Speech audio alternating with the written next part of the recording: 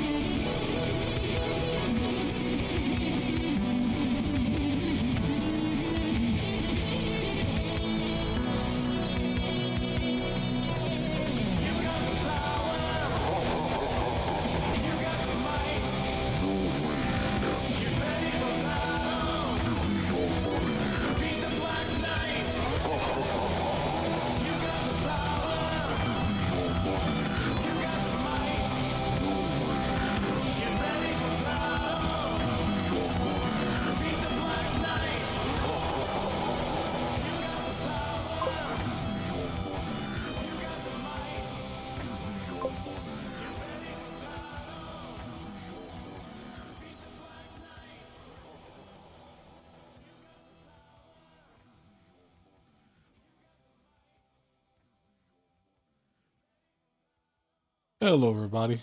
Gonna do chill out today with Sunday with some Monsters and Memories beta. Gonna be Cleric play, so it's gonna be very chill. It's gonna be me sitting my ass, getting up every 5 minutes to heal. Every hour, just burning all my mana on a hit point buff.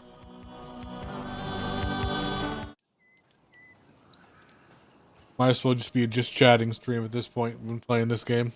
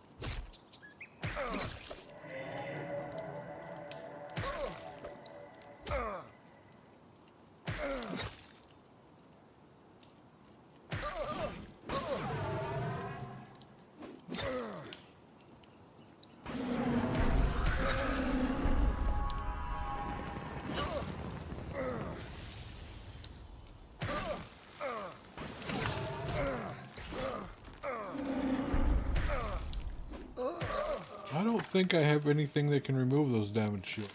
I think that's the pure caster. Sense mag.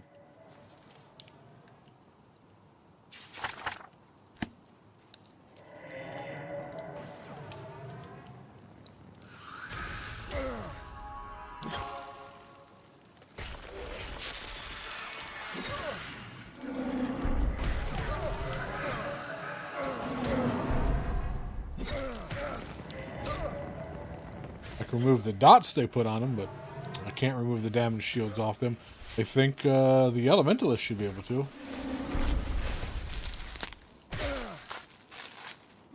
But telling people how to play, I don't like telling people how to play the class.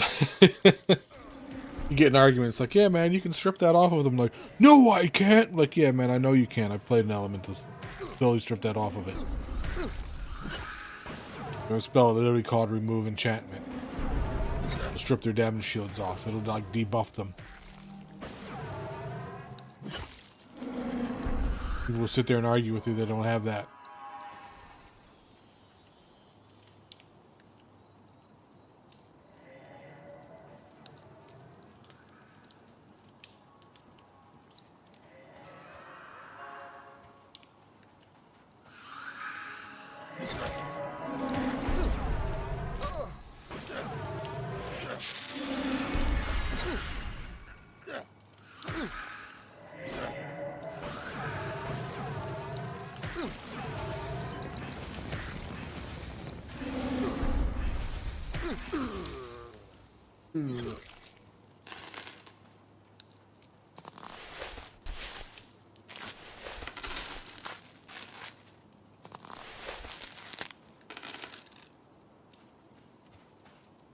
Yep, this is exciting Cleric gameplay. If they ever give us like epics in this game, the Cleric epic should just be a cushion to sit on. Makes Tushy more comfortable. Because the one flaw with the Cleric I have is that we are probably the best healers. We have a heal for like every situation, unlike the other classes. Unfortunately, unlike, Shaman, who has, Cannibalize for mana, the Druids, they have their built-in mana regen from their new seasons that stacks with crack.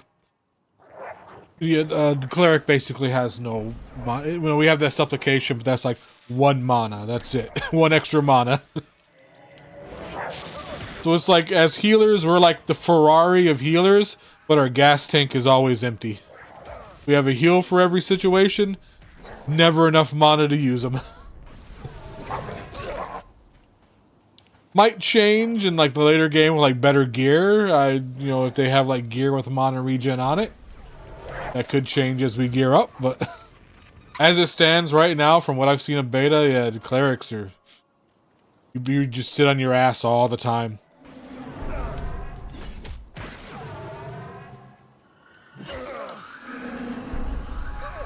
But hello, Dragon. Yeah, I will put that in the... I hear that the next big patch, the Cleric rework is in it. They said it's going to be Warrior, Cleric, and a third class. I forgot what it was. So sometimes next week we'll see what Cleric is going to become.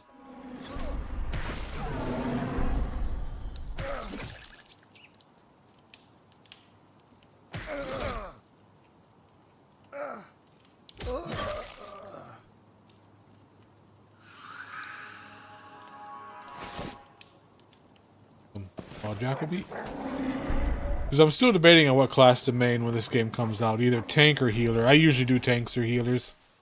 Both classes are very necessary, But as it stands right now, I feel like everybody and their mother is going to be playing Druid.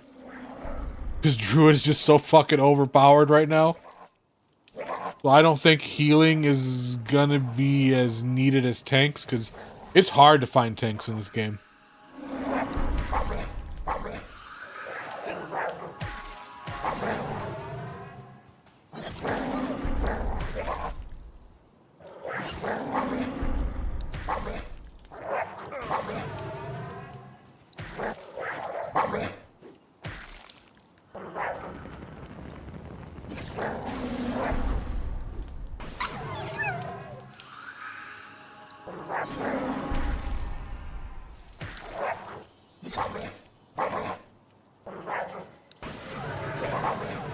I also think that's because at the moment, one of the best tanks in the game is Shadow Knight.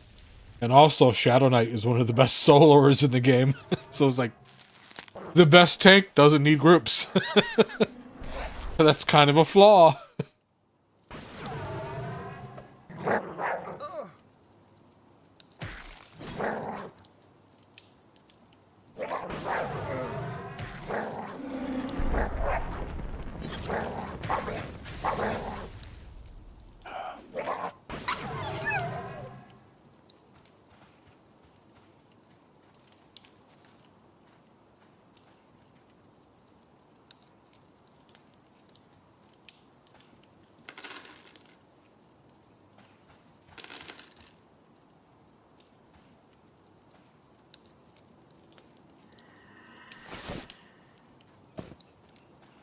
I don't know if no one else is gonna loot. I mean, my spells are expensive.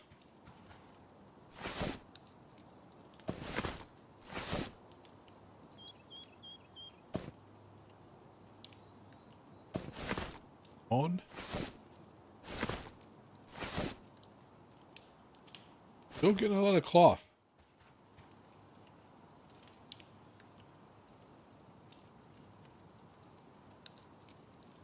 I think what is it? Isn't it like AC, like ancient crypts, when people start dropping like bronze or no copper or bronze plate? Right now they just drop cloth or rawhide.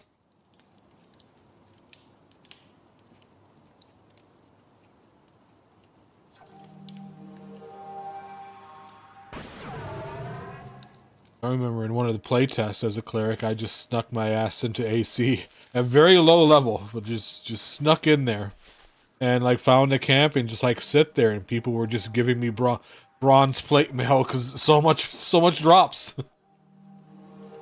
They can't carry it all, so it's just gonna rot. And they're like, "Hey, man, if you see a corpse rotting, just pick up what you need."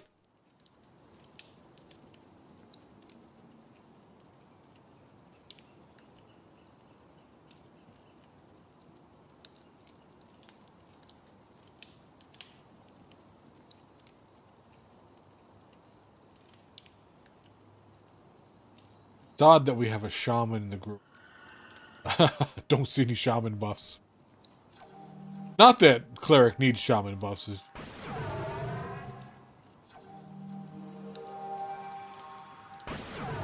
Last time I grouped with the shaman, like my buffs were like I had a shaman and a what is it, a enchanter in the group, and like my buff bar was full.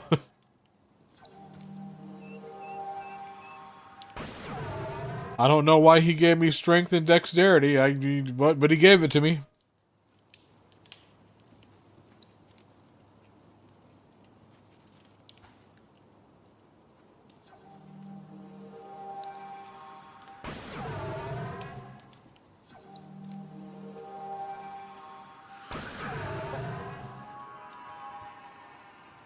Well, for cleric, you want to go wisdom. That's like your main stat.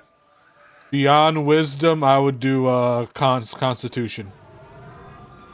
Because wisdom's your mana, and like I said, mana management is the worst for clerics. And constitution for survivability. You're gonna have heavy plate and a lot of hit points, because if you die, then your group usually dies right after you. So a lot of people go like strength and dex and stuff like that because they want to be battle clerics, but that really doesn't work. So unless they seriously change the way supplication works, it's not worth it. It's still more efficient just sitting on your ass. than standing up and fighting with supplication. Well, wisdom is your mana.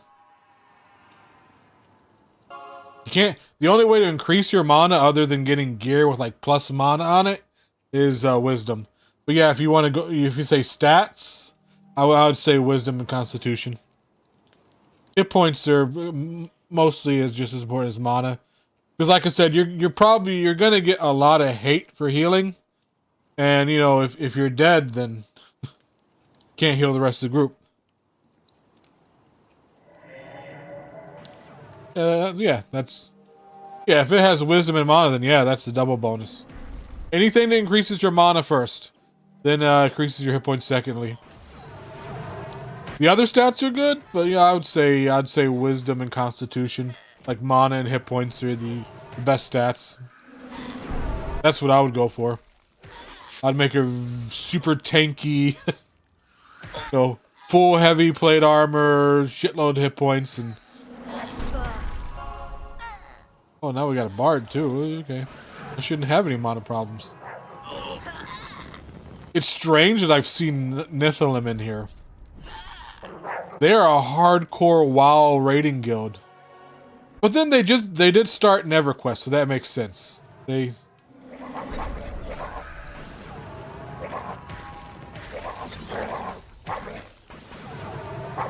it's strange to see a super hardcore WoW raiding guild all of a sudden show up in a Monsters of Memory beta. But yeah, I did forget Nihilum did get its starts in EverQuest. They were a big EverQuest guild too.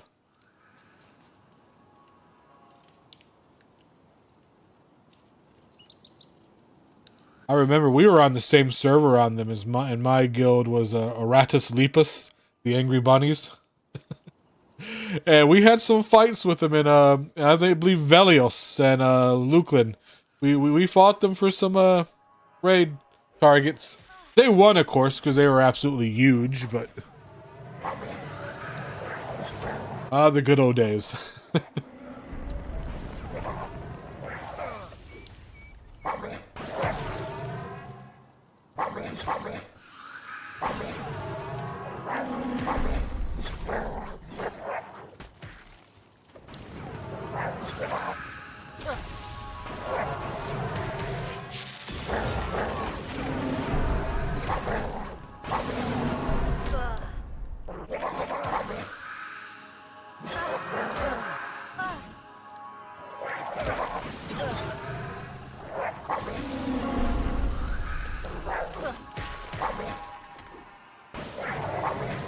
Yeah, our blessings are our most mana efficient heals, and look how it just chunks my mana. But you know, it's still the most mana efficient heal I have. Because if I try anything else, it's just I'm out.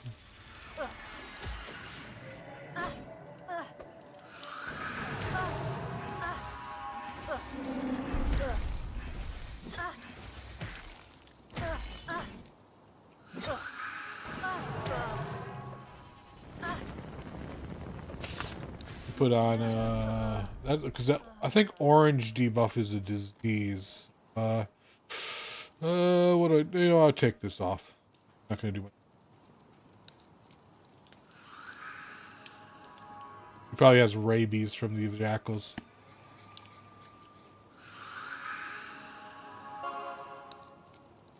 There you go.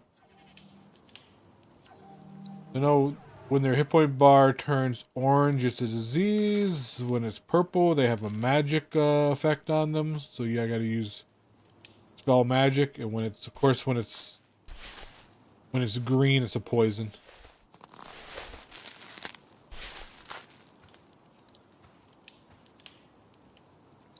The only one that gets it, because dispel magic affects, magical debuffs like stuns and roots.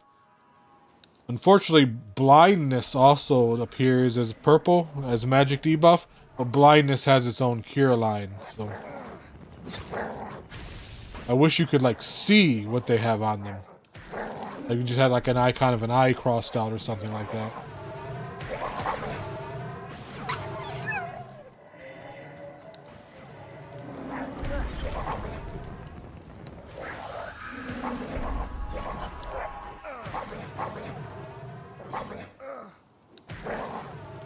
But blindness isn't that bad. It only lasts a couple seconds. It's only bad when you're like get blinded in mid-pull.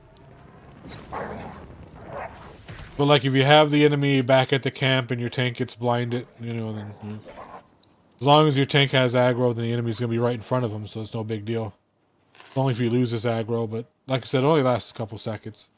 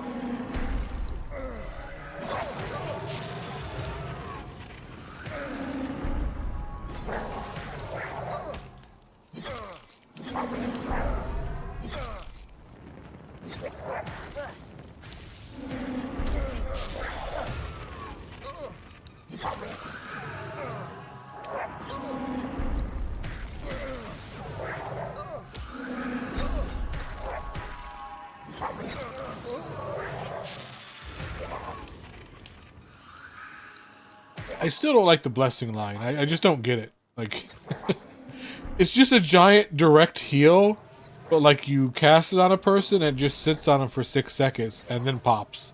I don't understand the 6-second delay. Why not just make it a giant direct heal line? I know it's because the other classes get regens that do the exact same healing. Like, you know, what is it? The shamans get spores and the cleric and the druid gets regen. They heal for the exact same amount of our blessing line, but over 6 seconds. So instead of just making our our blessing line just hit the person with a big heal, it just sits there and waits for 6 seconds. So it's, you know.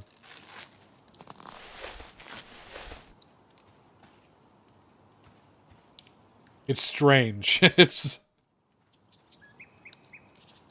It's like we crippled your healing to make the other healers feel better. You know, that's how I...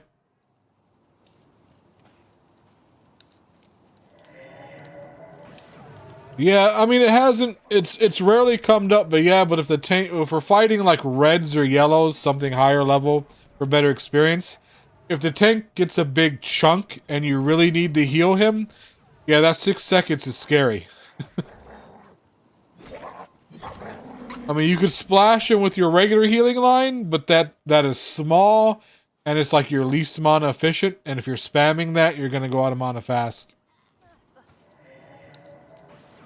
But yeah, when the tank's like fighting, like if it's like a caster, like a wizard or a mage or something, and it's higher level, and he gets hit by just like a fucking big nuke, like magma burst, boom, like you see their bar just There's like 60% of the hit points just disappear in one hit, and you're like, oh shit! Because the spell already has like a 3-second cast time. Then it sits there and waits for 6 seconds for a pop. So it's like 9 seconds to get that heal off. That's a scary duration.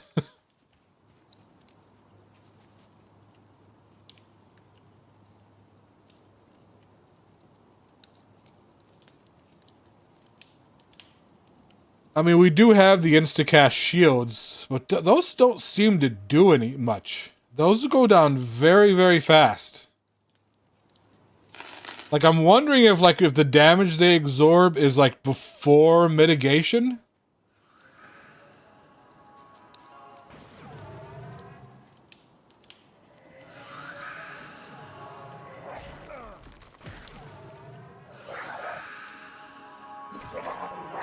Because the one I have right now is like, oh man, it absorbs like 140 damage. Cool, that's fucking awesome.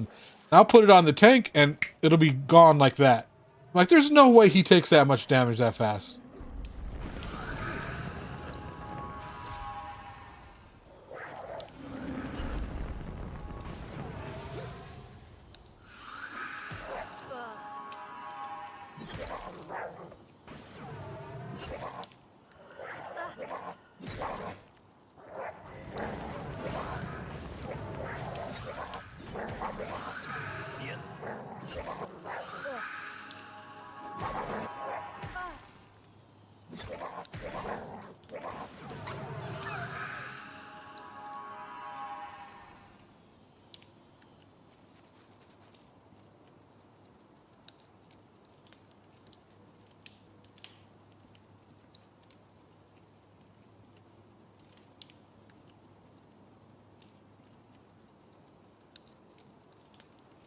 Well, we do have a lot of shielding.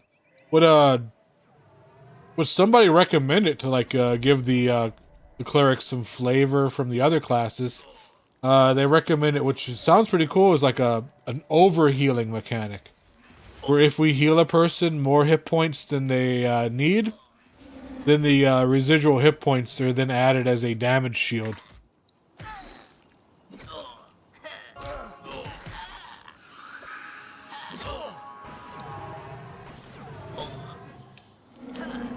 That can make our heals even more efficient.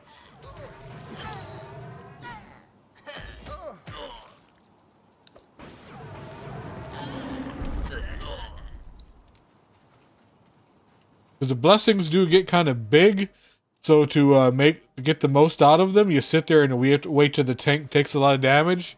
It reminds me of the old EverQuest days when you had complete heal, and to get the most out of your complete heal, you would sit there and wait till your tank almost fucking dies.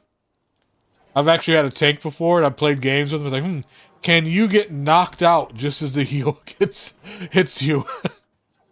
They hated me, but I did it a couple times. Because they go unconscious right before they die. Like, can I time this to hit you just as you go unconscious? And they're sitting there, just fucking stop that!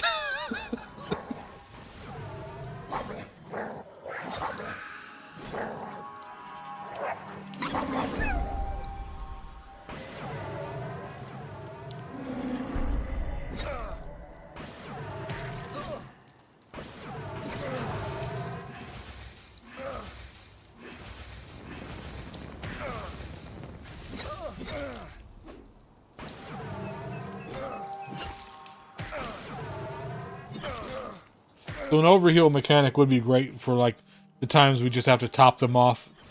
Like, oh, I don't want to make them, I don't want to have them do this pull at, like, low hit points, so...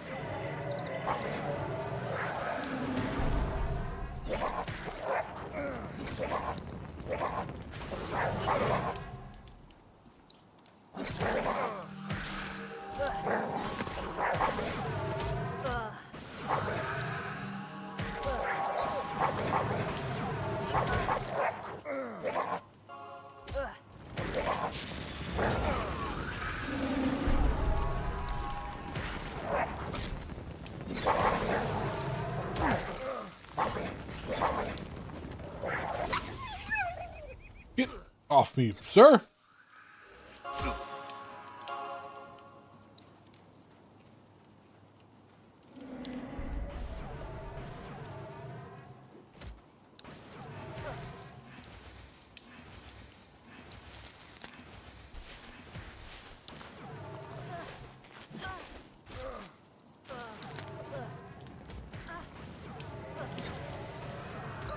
Is so exhaustion. Oh, that's because I casted this.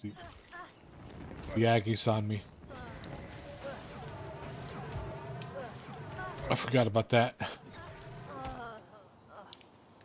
I do have the Oath of Protection that I could recast.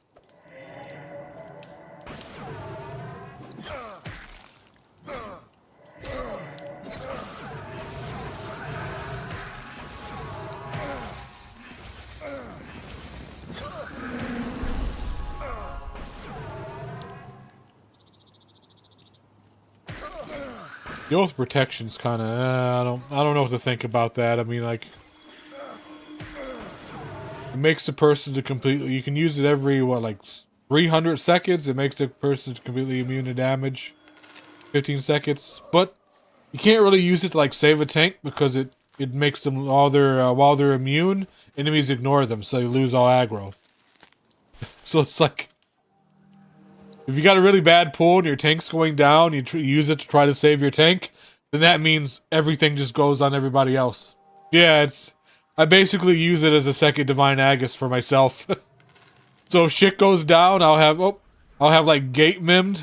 If I think things are gonna go to bad, and I'll just hit like a Agus or a shield on myself and gate out. Reminds me.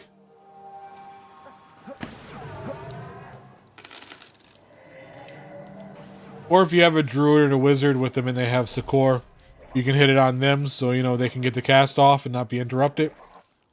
And so that way they can gate out the entire group. But I haven't seen anyone use that yet.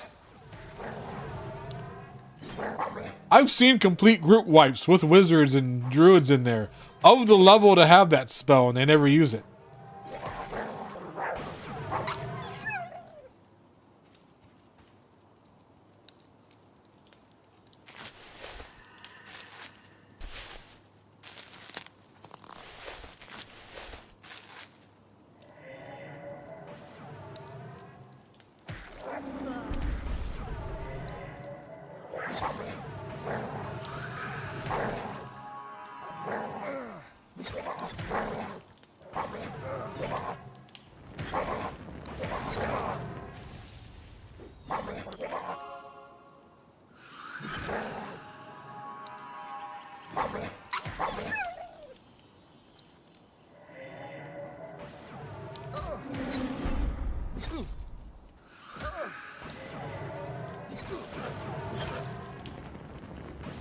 What would be cool if we got something that was from EverQuest. It was from a couple expansions in, but it was like where like druids get damage shields. We got the reverse damage shield, where we would cast it on a enemy, and everybody who hit that enemy would be like healed for a percentage of the damage they did.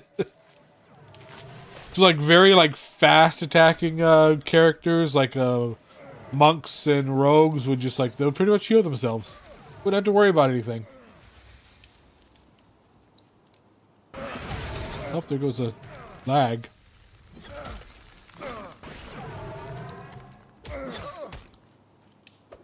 We're getting some lag spikes lately in the game. Hasn't really happened until, like, I think it started, like, this week. Like, really bad ones. I think it's their server because when it happens to everybody.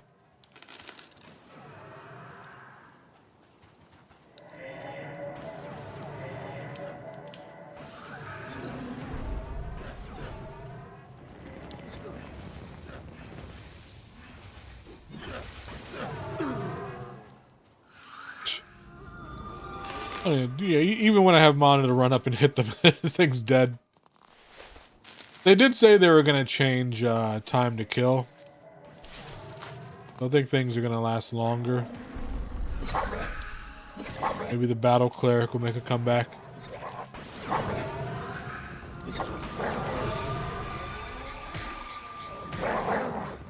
This stuff's yellow and white to me. Well, the shaman and tank are 14, so it's probably like white and blue to them.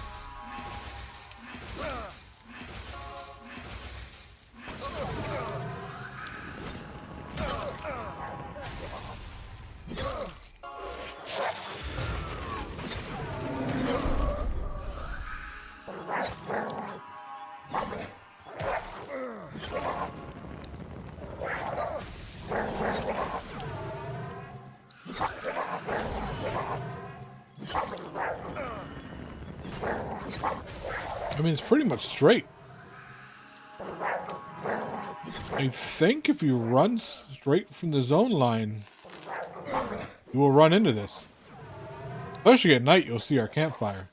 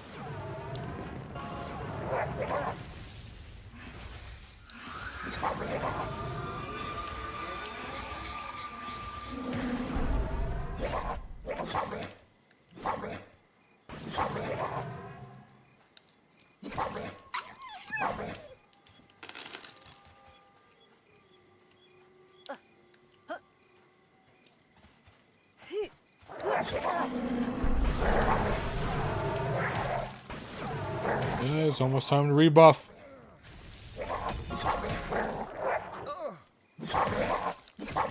I wonder if they're going to give us group buffs.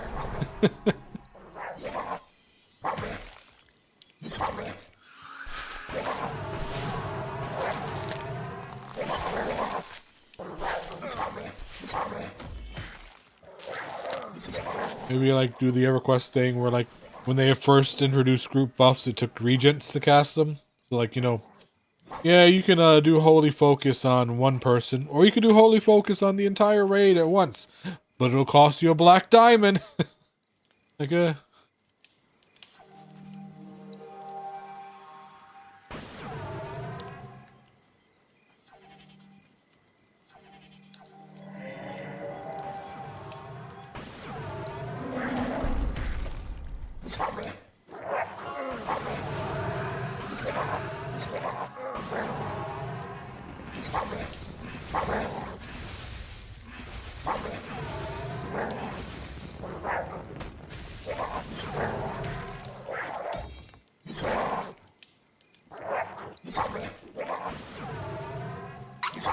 Man, we got 2 elementalists. The shaman's doing DPS. Wizard tank and a... Man. We got the DPS.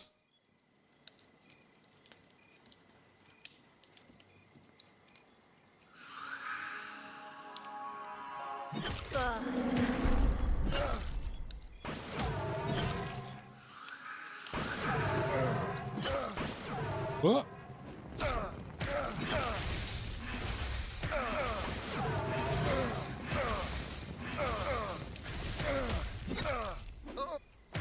The second elementalist can do the water pet for mana regen, because I don't think the air pet buffs stack. I don't know if those things stack. That's interesting. That would be... I seriously doubt they do.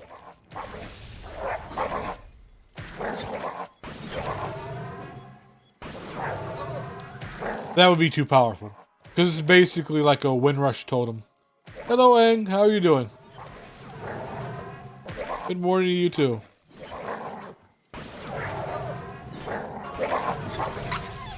The water pet aura, I mean the air pet aura is basically like a Windrush totem. Where like all of your auto attacks have a chance to hit twice. So like how would that stack? Would that give you an increased chance? Or you hit 3 times instead of twice? You know, like...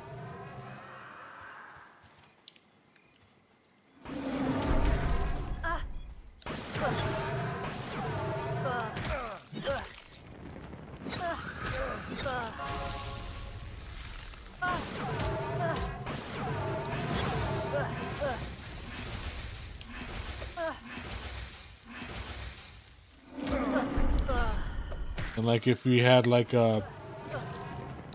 just a group of like 5 elementalists with 1 tank, would that tank get like quintuplet hits? That would be fucking sick. Make it a dual wielding warrior and just... Who already has like a double dual wield and double attack, so he has like a chance to hit like 4 times a round. Increase that by another 5 times?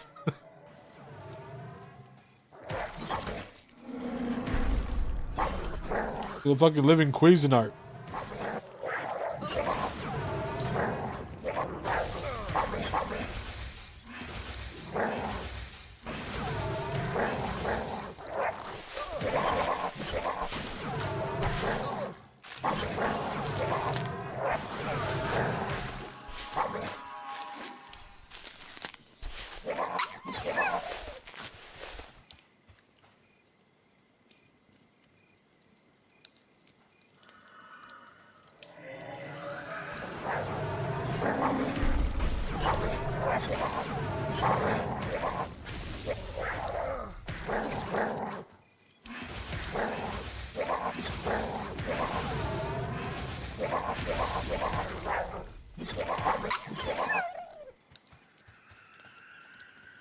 Yep, we got an air and a water. All right. Because the water's mana regen. 1 to 6, but not too shabby. That's why I was very, very surprised when I playing Elementalists. Like, they're the only class in the game that gets mana regen at level 1, like group mana regen. The water pet. It's only like 1 mana, 1 extra mana, but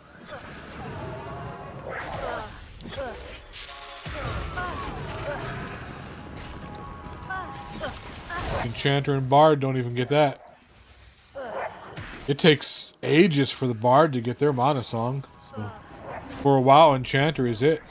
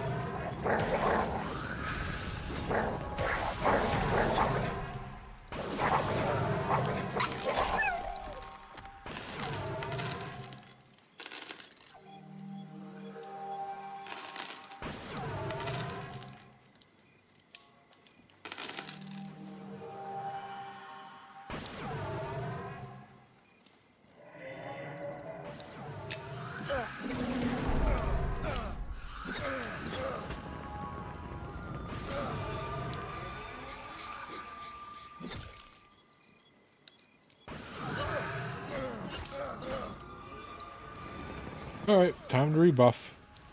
I split everybody since mana's being pretty...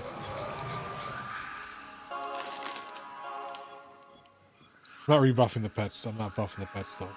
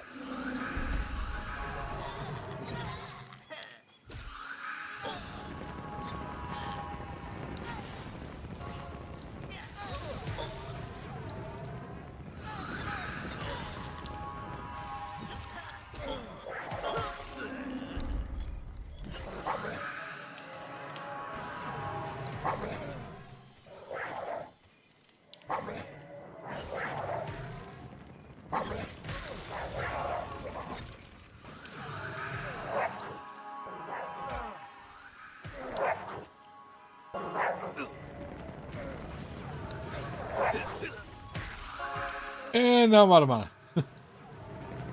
mana. Rebuffing. What that dude has on him, but I can't get it off. There we go. Took a couple casts.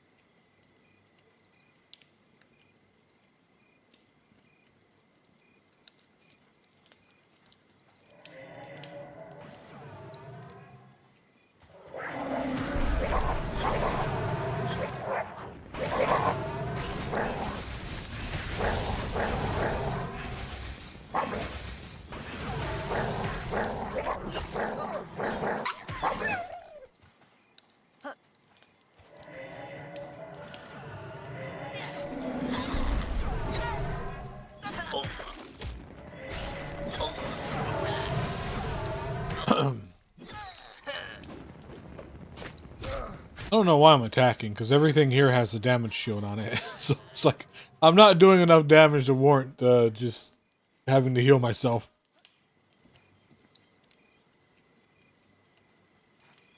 I thought the intel casters have spells that like strip enchantment or something like that it was called. That can take that off, but...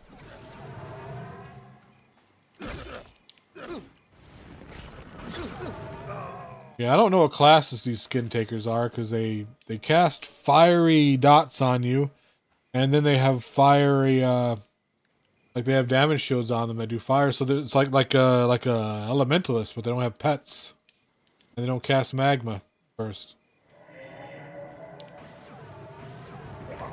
They have enthralled jackals, so I thought they were druids, but The damage shields aren't like thorns. They're just fire based.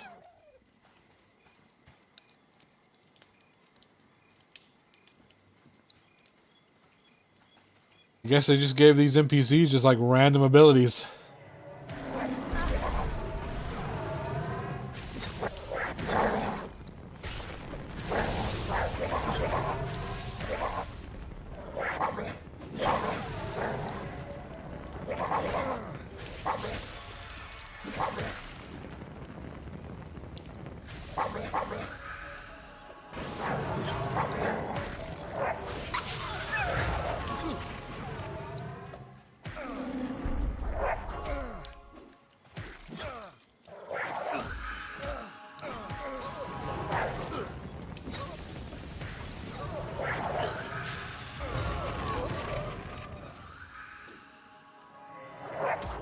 Shit. I was being attacked. Yeah, Aggies.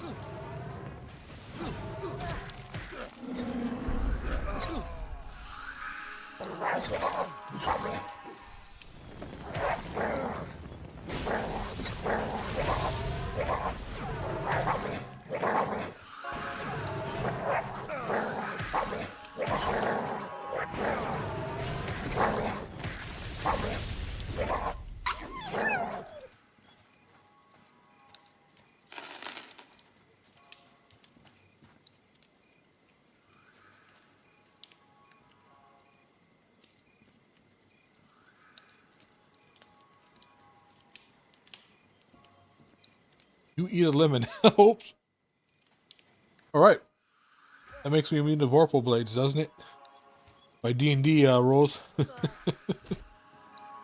Bring it on.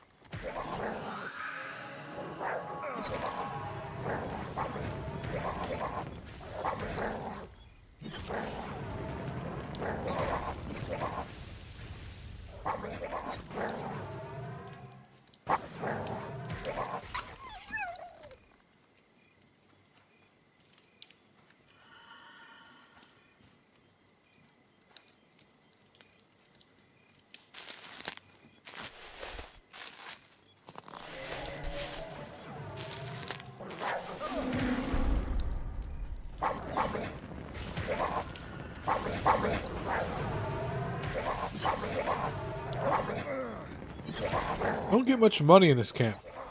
I think it's more, you know, more jackals than humans. Only the humans drop money. Hi.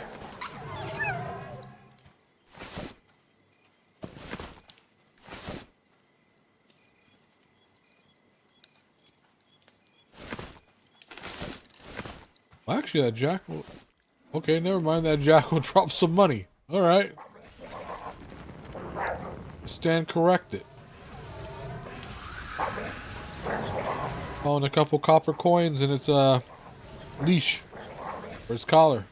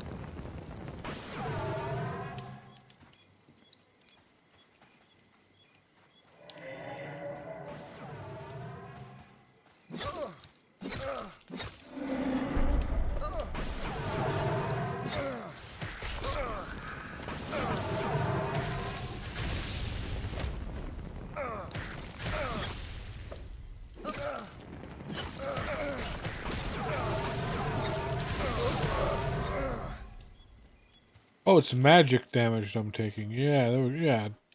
Definitely gonna stop attacking them. I'm doing like 12 to 13 damage, but I'm also taking 23 damage, 23 magic damage.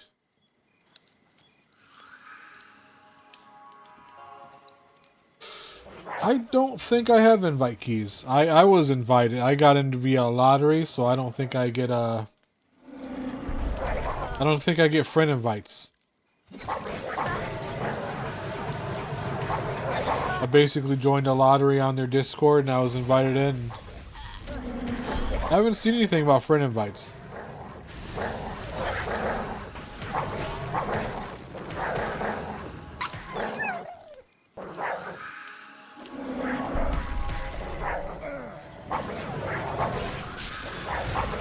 I mean, they're only 2 months away from release, so I mean, if they don't delay it again.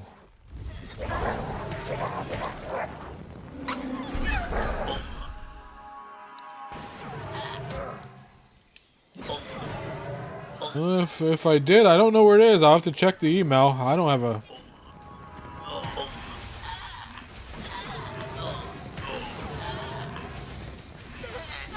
Because I know when you apply and you get in, they have a friend invite system where you can invite your friends.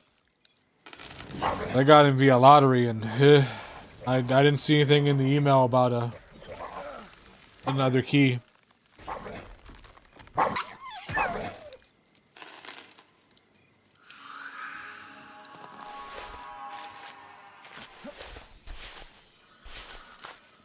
They'll probably do another wave of I mean, I would check their Discord. They'll probably do another wave of invites next week. Because next week they're doing a patch where they're reworking Warrior, Cleric, and Monk. Yeah, Warrior, Cleric, and Monk are getting their class reworks. So they'll probably want people, you know, playing at the lower levels so they can test it out.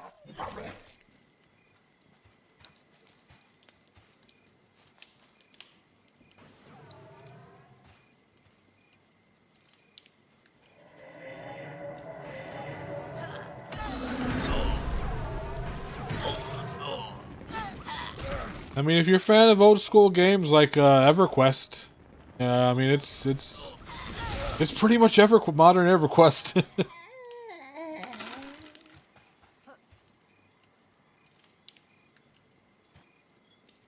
It's everything EverQuest 2 should have been. It's odd that this game is going in this direction and EverQuest is going in a completely different direction with EverQuest Legends. I don't... I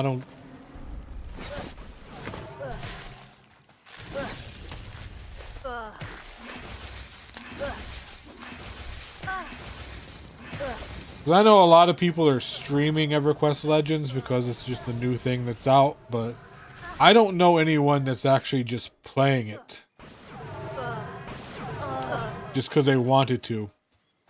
Because most of my friends that are into stuff like this, I asked about EverQuest Legends, they said, the one thing I wanted in EverQuest was, you know, I never asked to, like, being able to solo everything. Like, it doesn't sound like what I want in EverQuest.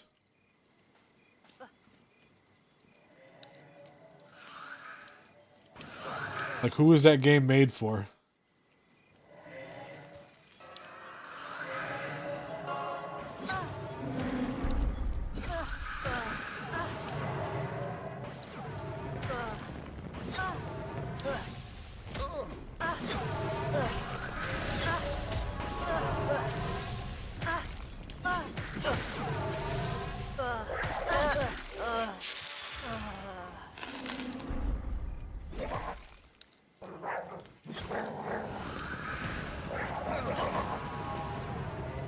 Yeah, I'd just be bored out of my mind soloing EverQuest content. It just it doesn't sound like it's exciting soloable content.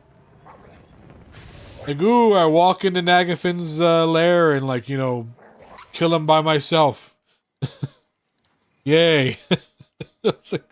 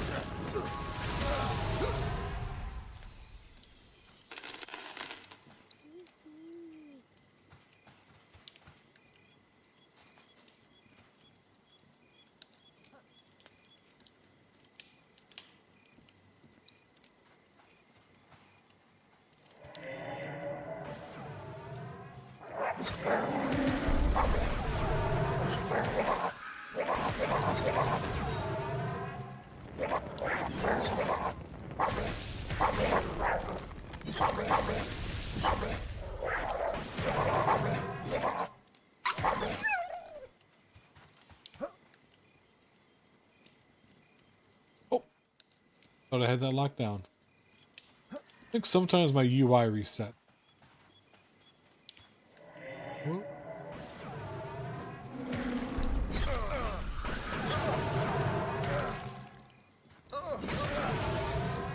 I've been trying to work on a good UI scheme, but I think sometimes whenever there's like big patches, it just resets everything. Especially if the patch does something to the UI.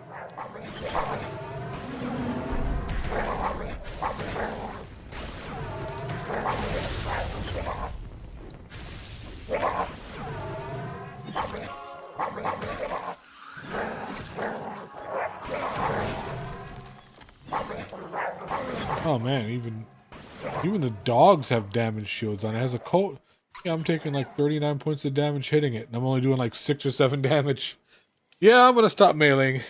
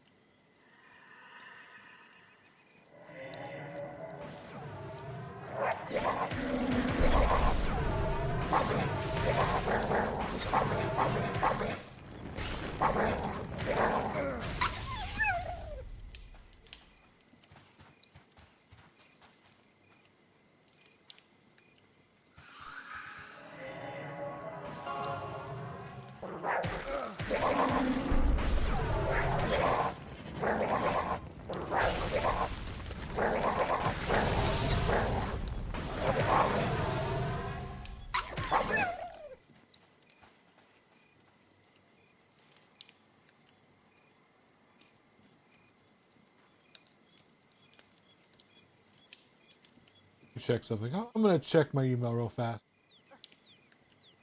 Email, they sent me the invite. Make sure.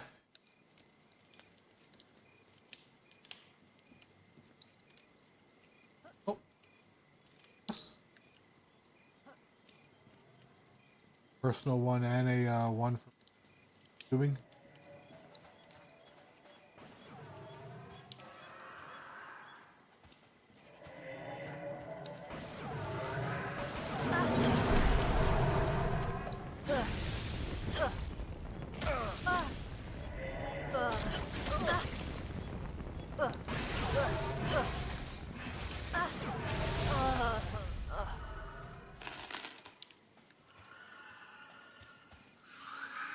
Okay, sign up.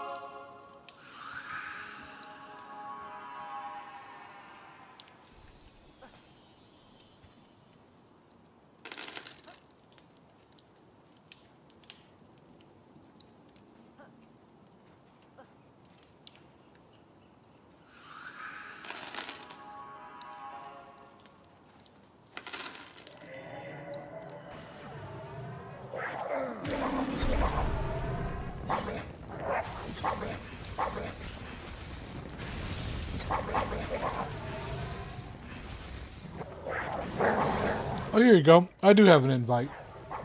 I don't know any friends that'll play this, so here, I'll give it to you. I'd rather give it to a person that would play the game than give it to somebody else who wouldn't. We, make sure these people are alive first. Don't sell it!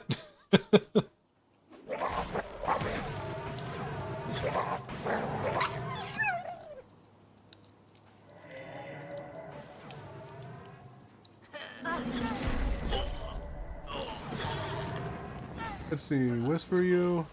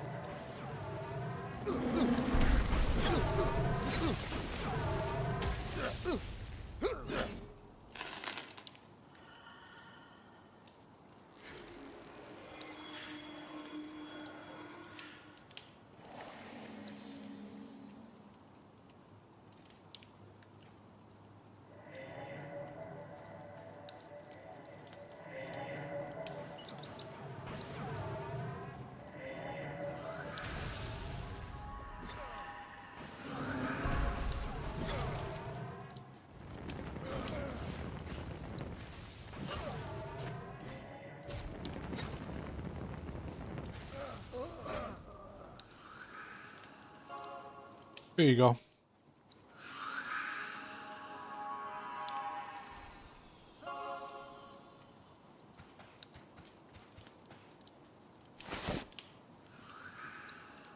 More mushrooms.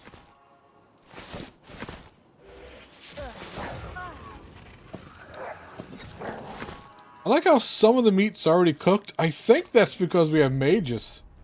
I do believe that if you cast fire spells on the enemy, then like it pre-cooks the meat. I know when we have like mages or wizards in the group, we get like they drop pre-cooked meat. That's a pretty fucking cool thing to do. I won't lie, that's just those little things that bring the world to life.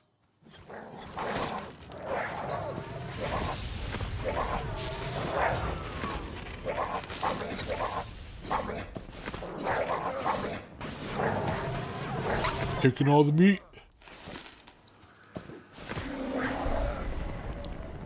I guess I'll be a dwarf chef. Because brewing's not in the game yet. Because you know if you gotta be a dwarf, you gotta be a brewer. I don't know what alcohol is gonna do, but... it's a dwarf thing. Alcohol should buff dwarfs. Like everyone else should get drunk and like lose stats. Dwarfs just get stronger as the more drunk they get. It's like they're racial.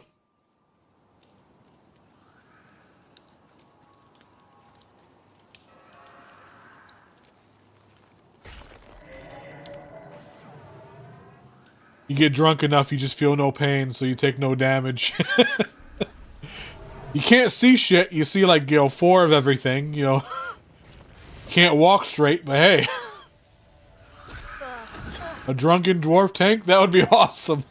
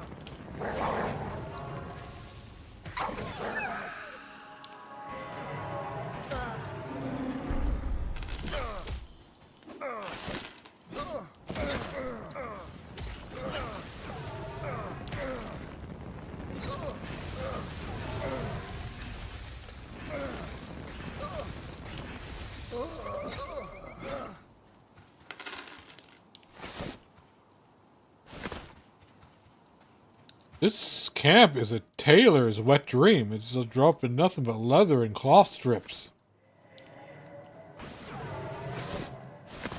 Imagine all the bags you can make and sell, because those things... I do need to buy me a backpack, though. Next time I see somebody... I finally have the 10 silver to buy it, so I put it away in the bank, but next time I see someone selling, I have to give me one.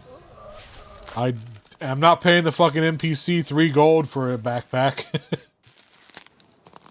Like tailors and leather workers, they sell theirs for like 10 silver. Probably less now that the market's kind of... I think everybody who wants one has one.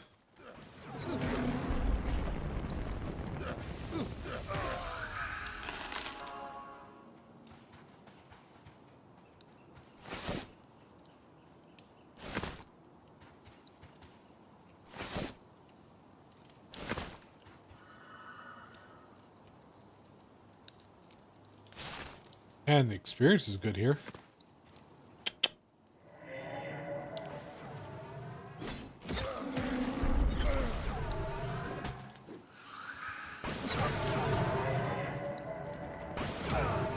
I just dread hitting level 16 because I get a ton of new spells and they're all so expensive.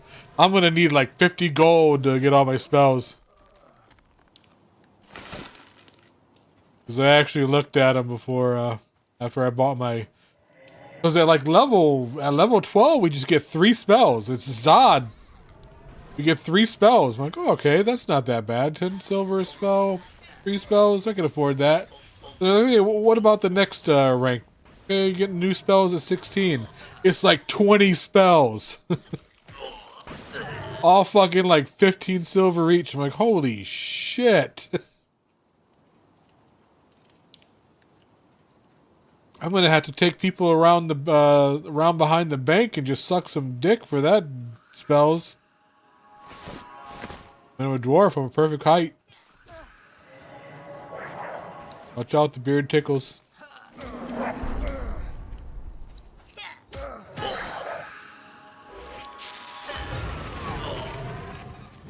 I really do think they have to adjust some of the spell prices, like some of them are just so fucking expensive, and like you just don't make that much money in this world unless you're like, you know, a tailor or so, you know, unless you're a crafter. I mean, but like if you're just adventuring, like yeah, you're broke all the fucking time. Like there's no like treasure. I mean, like, cause nothing really drops. I don't know, like in the like 13, 14 levels. I haven't had a camp that drops any, like, gear that I could sell. Maybe we just had, like, bad camps, but... I think that's, like, in the 20s and 30s, you start going to real dungeons, and they start claiming real gear.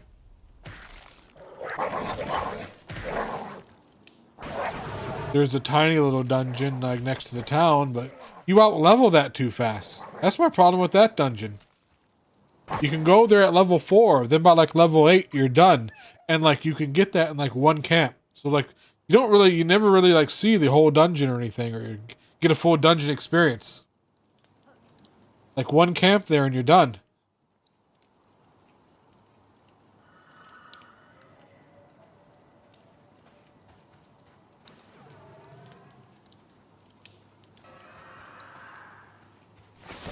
I think I had the same problem in EverQuest with Befallen. Because Befallen was like a very low level dungeon. And like you'd go there like once, get one group, and like that one session would be enough to just out level that dungeon. So like, and you'd usually like be right at the entrance, like never really explore that much.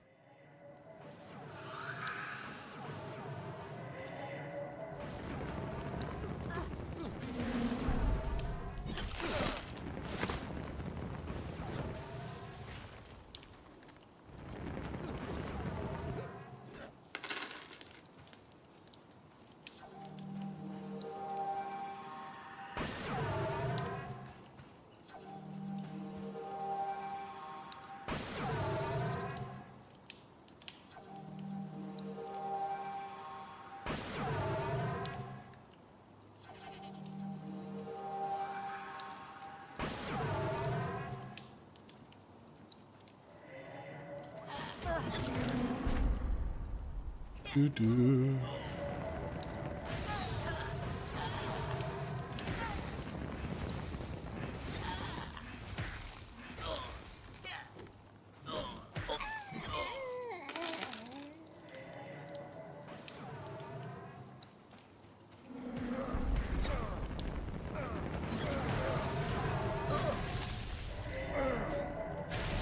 How much longer do I have to spend on my mana? Oh, okay, 26 minutes before I had to blow my entire bar of mana to rebuff.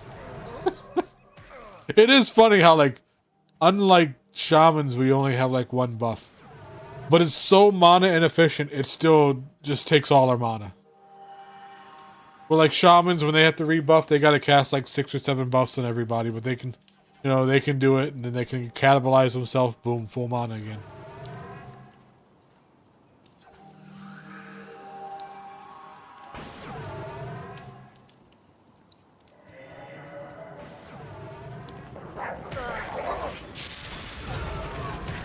I don't know what to hit.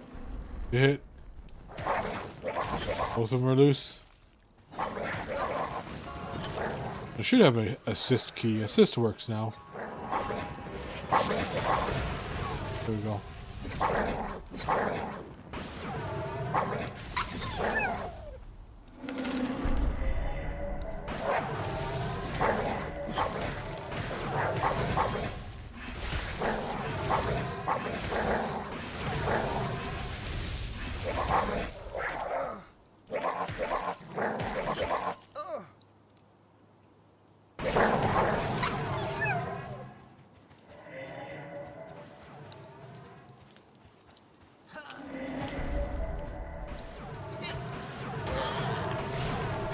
You know what class I am interested in playing? I'm interested in playing Rogue. I should try that out next.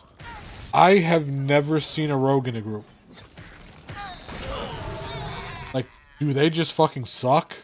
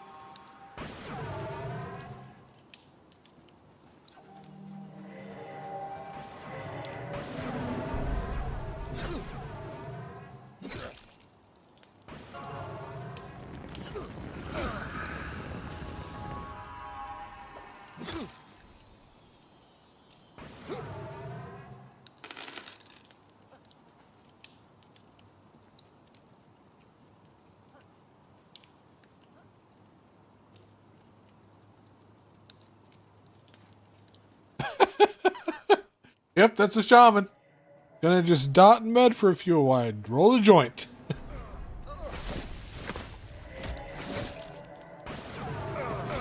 Gonna commune with my spirits and my ancestors.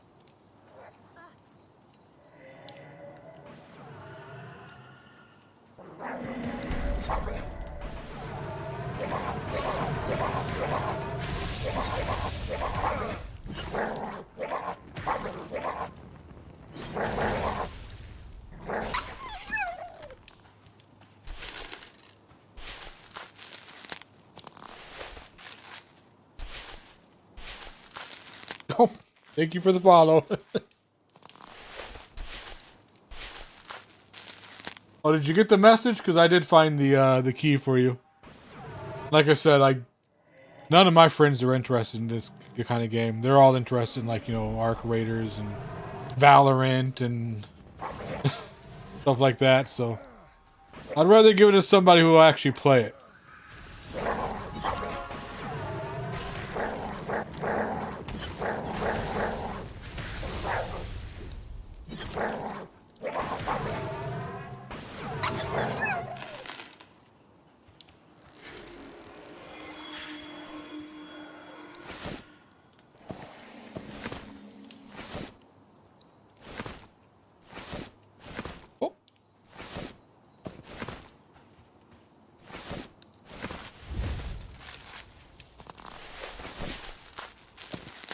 So much human meat. Cook some human meat. Oh. All human meat. Delicious.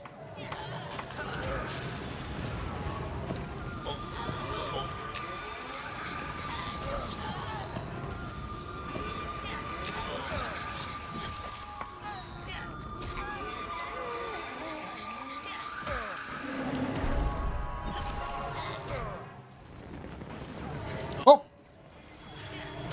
thank you for the gift subs. You don't have to do that.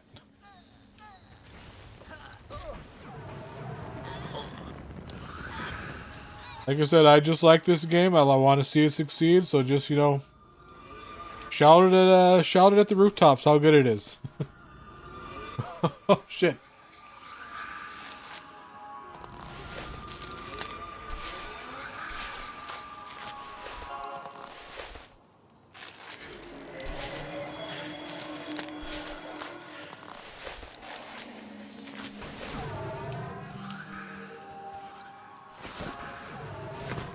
I mean, the game's gonna be released. Supposedly, gonna be released in 2 months anyway. I have a sneaky suspicion they're going to delay it again, because not all of the classes have had their class reworks. And once it goes early access and they start charging money for it, I don't think they would want to start like changing classes on people.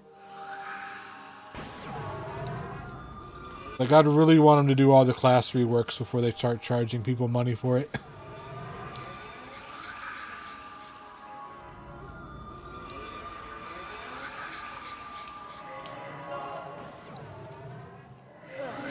So if it needs more time to cook, you know, I hope they do that.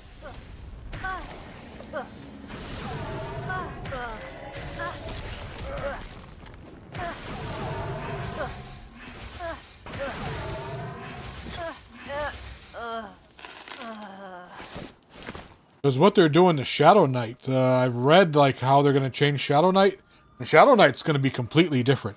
Because they want to get away from like hybrid classes, because right now Shadow Knight is basically, you know, your typical, like, you're half warrior, you're half necromancer, you know.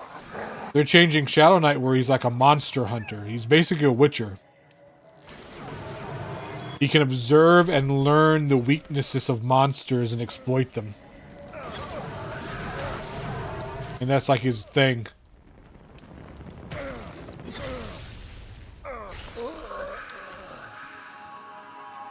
Like, the whole description of the Shadow Knight changed. I'm like, holy shit, they're making a fucking Witcher class.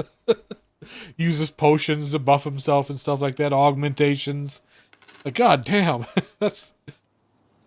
But, you know, if people got into Shadow Knight because of, like, the dark, undead aspect of it, then, you know... When that change goes through and they like lose a lot of that undead aspect, and they're going to be dissatisfied.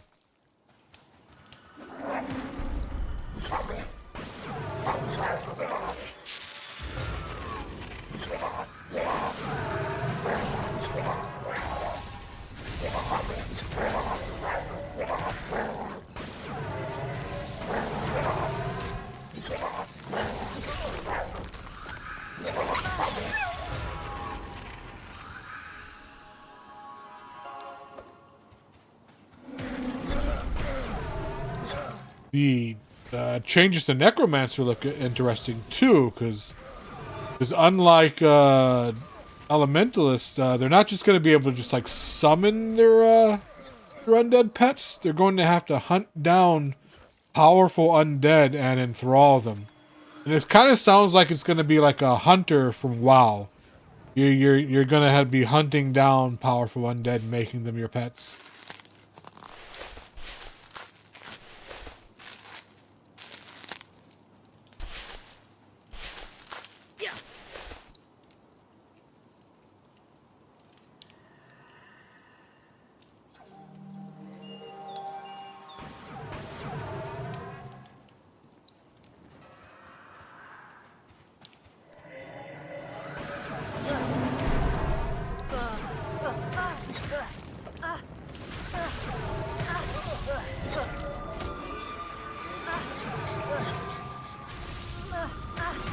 I know it's gonna tell you servers are down, but then when you hit enter, if you're in the beta, when you hit enter, you'll see the 2 servers.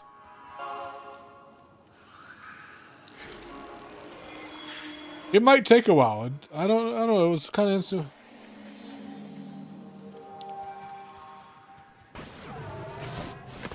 Because when I did it, it basically told me like, oh, the open testing, you know, servers are closed, open testing's over and stuff like that. But then when you still hit like join or play, it'll... Thank you. I had a hype train, didn't even notice that. But then when you see it hit join and play, it'll just pop up to the beta servers.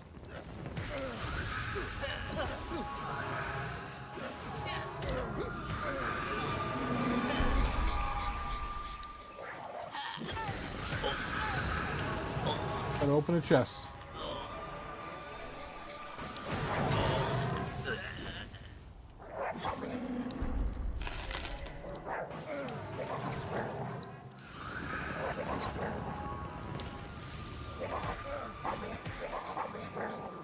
That's actually my first ever hype train.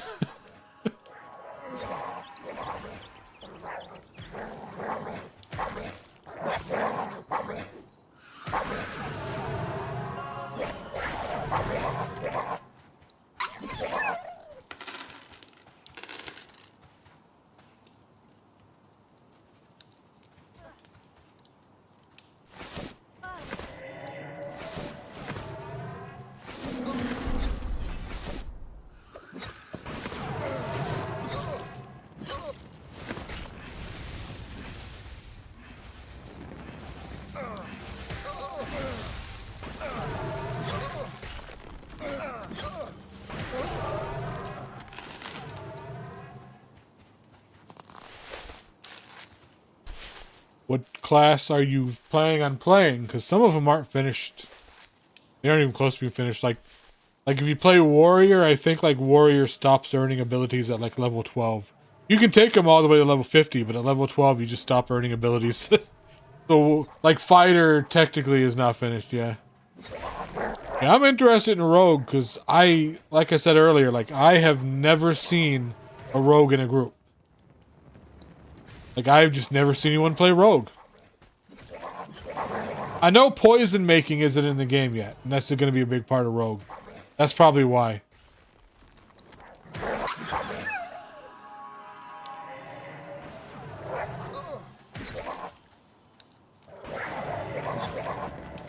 Because a big part of the utility of rogue is you're going to be able to apply different poisons to your blade. Probably like mez and stun and do some crowd control, and or just do more damage with poisons and stuff. But oh, poisons are in the game? Huh. Because I had the poison making kit, and I was combining like poison glands to make the toxins, but I couldn't apply them to my blades or anything. I didn't know how to do them. Is it just like at later levels? No, I'm on the first server, the PvE one. I don't PvP.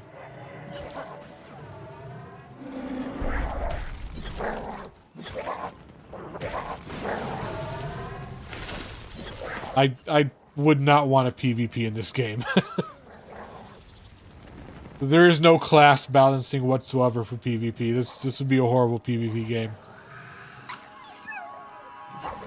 Like, I think enchanters would dominate the PvP. They would just charm the strongest person on the PvP field and have you kill everybody.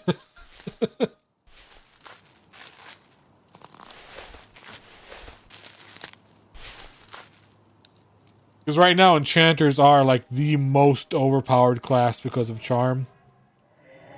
They're gonna rework charm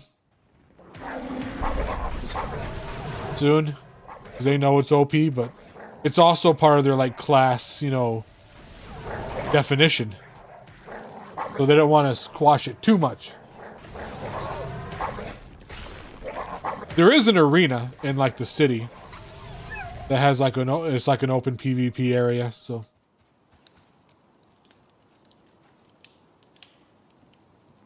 But no one's ever there. If you can find somebody to go there with you, you can try out PvP.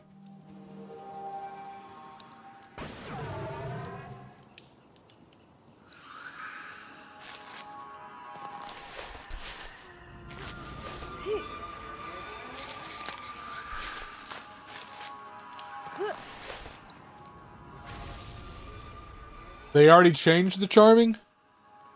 I mean, I know they made it like harder to charm. I think it's like more based upon your charisma now.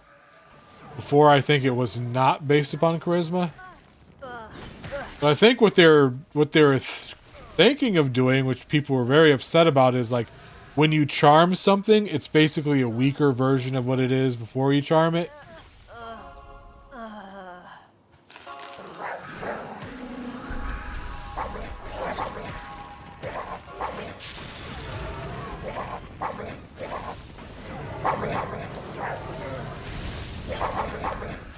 I know, like in the desert area with like the bandit camps and stuff like that, enchanter is used to this like charm desert madmen, and just with the desert madmen, they would just dominate entire camps. They would just hold the whole camps down because the desert madmen were just so powerful. So they were thinking of like, yeah, maybe the charmed opponent like forgets how to use its abilities and stuff like that. Just becomes weaker. Because they're mindless.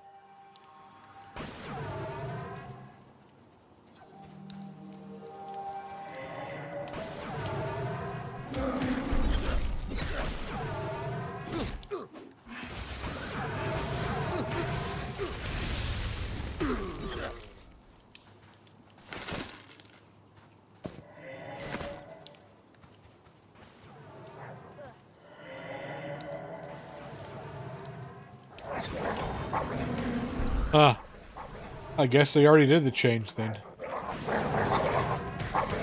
That would probably explain why last night I was grouped with the enchanter and he didn't charm anything. Like, huh, an enchanter without a charmed pet. He was basically pulling like a bard. And he was damn good at it too. My gosh, shit, did they make enchanters pullers?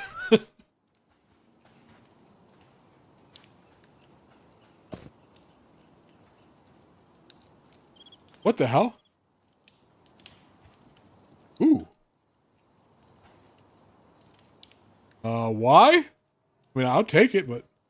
Holy shit! Thank you? I greatly appreciate that.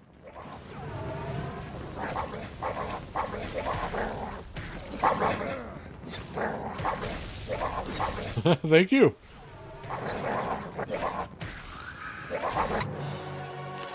Level 14.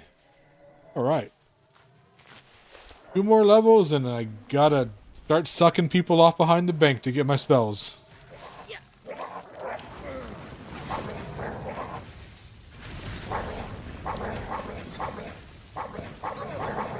And put away this nasty beat scarab armor I've been wearing forever.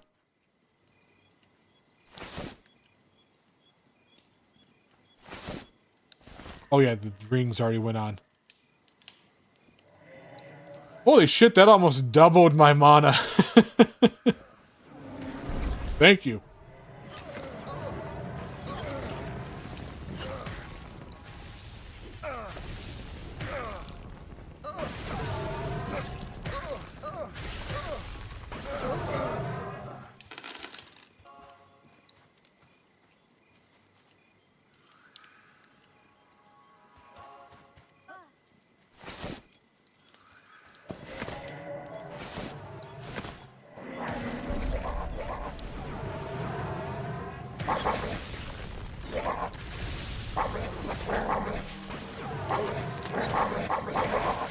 And I can use the money I was going to spend getting a backpack on getting a lantern now.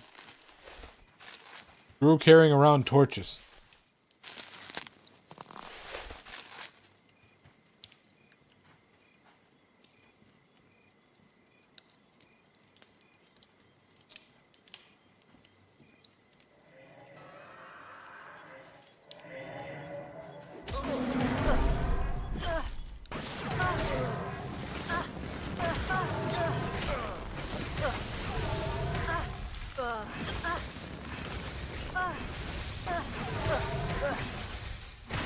Dwarven rogue's pretty good. I made my rogue. I made a goblin rogue just because.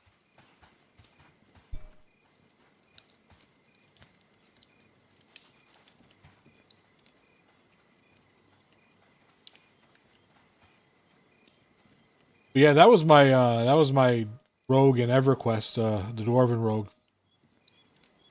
I was a member of the Miners Union. That's what they call. That's what the guild called itself. The rogue guild in Caledon. You fucked with the miners, you disappear in the dark of night. The union member usually, you know, came and got you.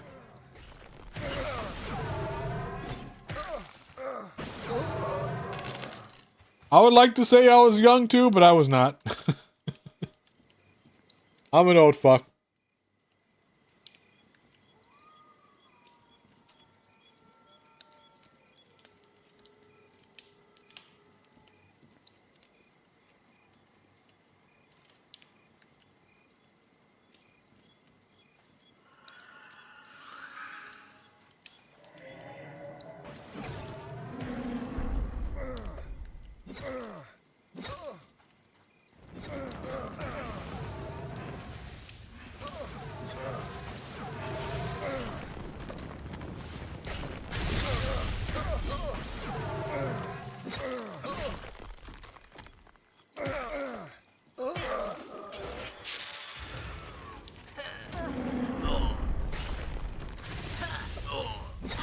Yeah, I played EverQuest for about 9 years. I think it was around Gates of Discord. My group, my guild broke up because that's when WoW Beta came out, and everyone went to WoW Beta, and that's when WoW was like super early. WoW basically was EverQuest, which is like a Warcraft skin on it.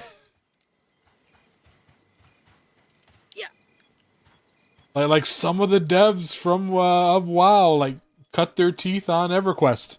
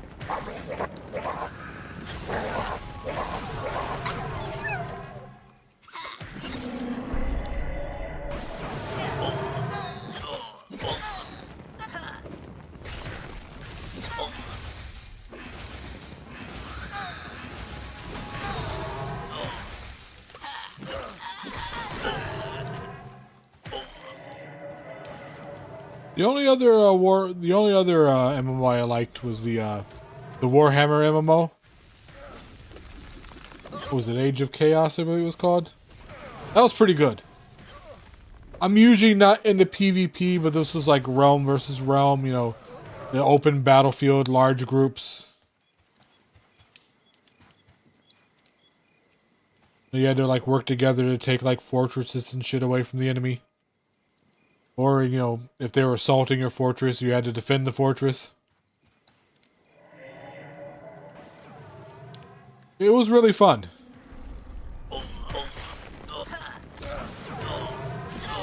It's sad when it closed down, and they tried to bring it back recently.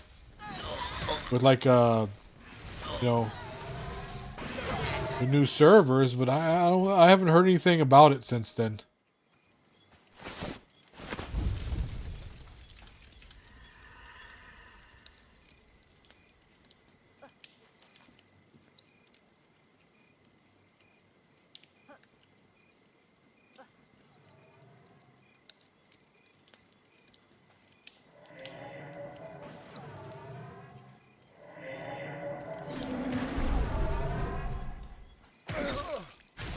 And I also tried, what was it, after McQuaid left Sony, and, you know, I think like after the abysmal atrocity that was EverQuest 2, McQuaid left Sony and he tried to make a EverQuest clone called Vanguard. I was in the beta for that. My biggest highlight was I actually like grouped up with McQuaid. We played as Ranger Aradune during the beta, and that was pretty fun.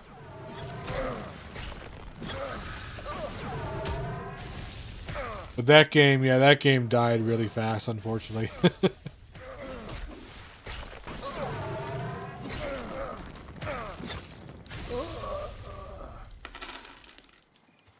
So that game came out during the height of WoW. There was no competing with WoW. And I kind of like the what was it?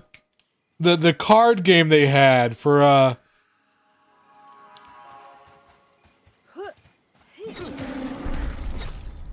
the diplomacy system. Yeah, it was basically you're playing a card. Oh, that was fucking great. Yeah, I loved that. In Vanguard, diplomacy was a skill, and you could like it was basically you're challenging people to card games and shit for diplomacy. That was pretty fucking nice.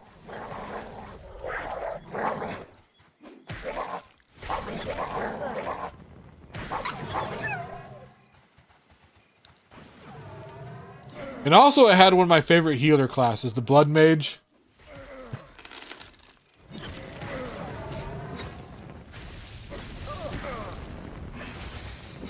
Like, you ever wanted to be a dark, evil character like a Lich, but still be a healer? Now, Blood Mage.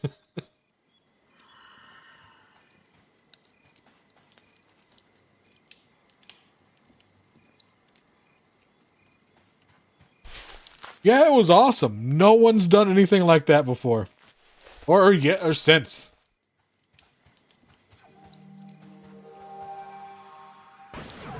Because like we were trying out raiding and stuff like that, and like all of our high-level diplomats would go into the cities and get basically like in WoW when you went around collecting the world buffs, you would go in and like have your high-level diplomats play their card game and win them and get like world buffs and shit off of them for the raid.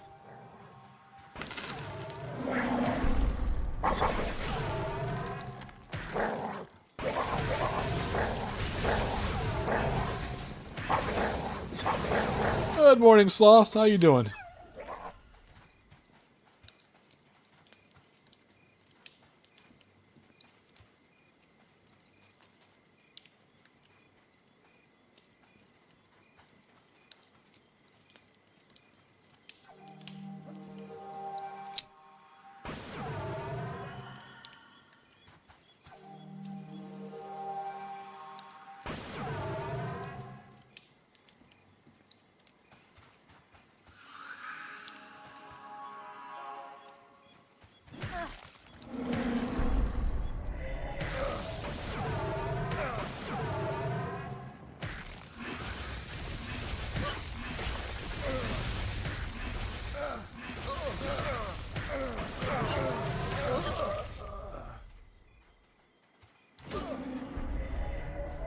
The other game I'm looking forward to that's supposed to be coming out next year is the, I forgot what they changed the name to. Legend of Aoden or Adventures in Aoden? It used to be called Evercraft.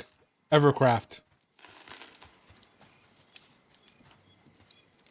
I was in a couple tests of that one. Once you get over like the blocky, like, Minecraft graphics, it's a pretty fun game. I think from the beta tests I've done of that one, I think that one is closer to being released than this game. It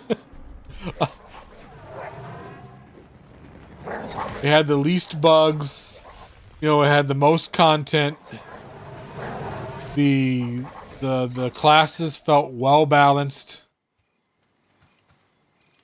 I don't know why it's taking them so long to release it. They say it's going to be released in like was it fourth quarter 2027? So another year for it.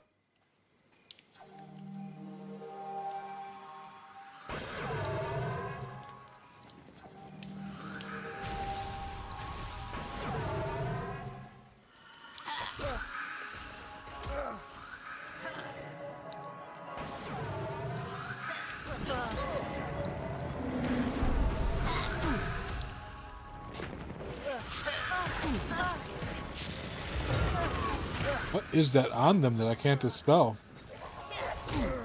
I mean,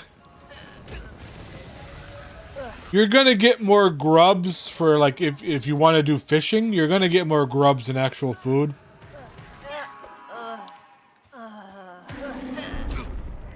I haven't really leveled it up that much, but food's really not an issue. I mean, you want to have food on you because if you run out, you stop your stamina regen stops. But food's super cheap. So just stock up on it before you go out. Usually, like a stack of 20 will like last you a couple of days. But from forage, I usually got more grubs, which was like worms for like fishing. I guess the only I guess you only get fish for fishing. So like, if you want to do cooking, yeah, I guess purple. Yeah, purple is like any magic effect. But these guys put like a fire-based dot on them, which turns out to be purple as well. That's why I kind of wish they put like the icons on the hit points to tell what they have on them. I know I can cast Sense Magic on myself and con a person, and it'll list out what kind of debuffs and stuff they have on them, but that's just annoying. Why they couldn't just put like icons on there like all the other games? That's my biggest pet peeve about this game.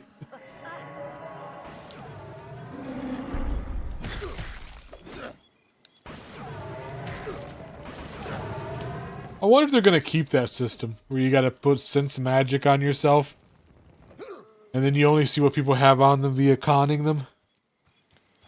And you gotta read out this huge, like especially like in this group where I have like shaman and a bard, you're gonna have to read out this huge grocery list of what buffs and debuffs they have. Yeah, I do, but you get like a huge list, and you gotta go through that and figure out what they have on them.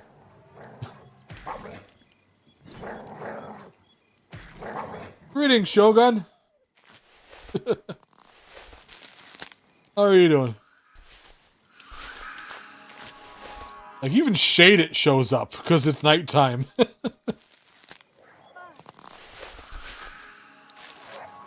Rested.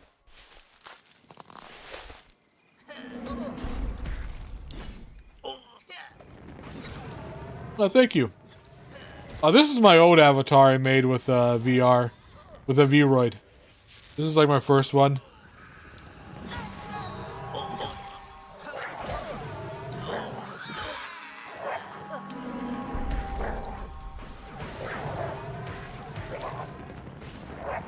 Ooh, the underdock's in 2 weeks or so. Okay.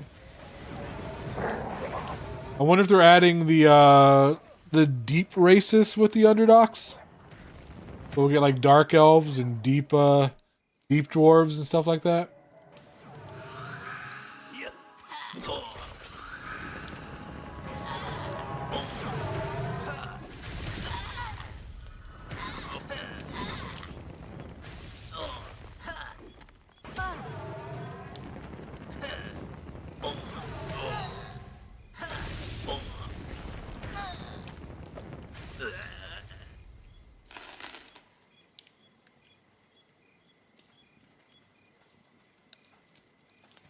I mean, I don't mind the buff aspect for it, because what I do is whenever I rebuff the group, I buff myself first, so I just use my timer. Oh shit, where is my... Oh, I think the buff's for... Speaking of the devil, time to rebuff. The only time it's going to get annoying for buffing and rebuffing is when you... if... I haven't run into it yet. If there are enemies that strip disenchant to people, like, you know, strip the buffs off of them, then you'll have to rely on people to tell you, like, hey, this buff is gone.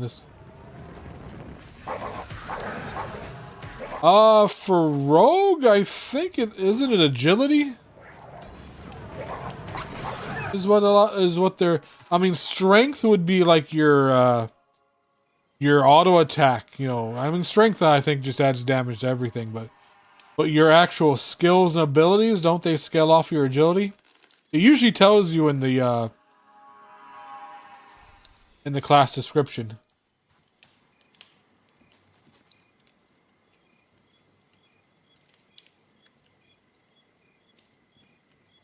Oh really? Oh, I thought it was agility or dex for them. Yeah, then I'd probably just go strength.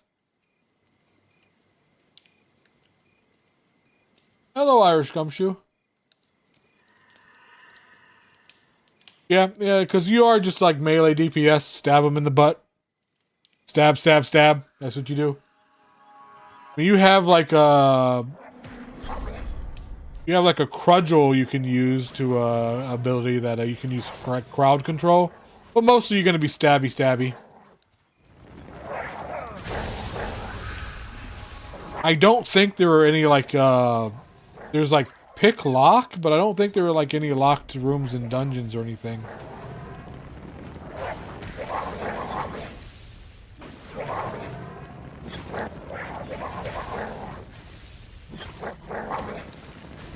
You're probably going to be also be best for like corpse runs and stuff like that with your like your sneak ability.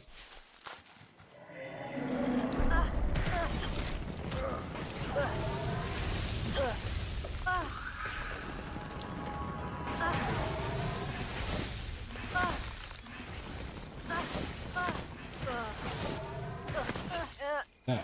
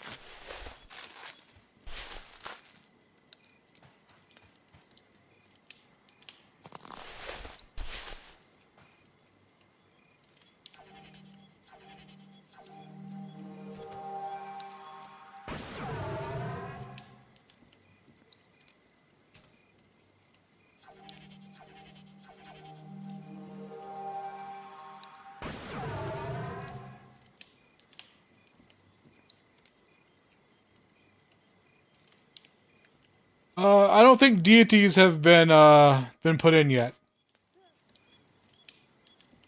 There is yeah, though when they add all the deities, there will be like a faith, and faith will be like a second. I don't know how you gain faith, but yeah, you'll have different faith levels in the deities. I guess they'll give you buffs or something. I don't know.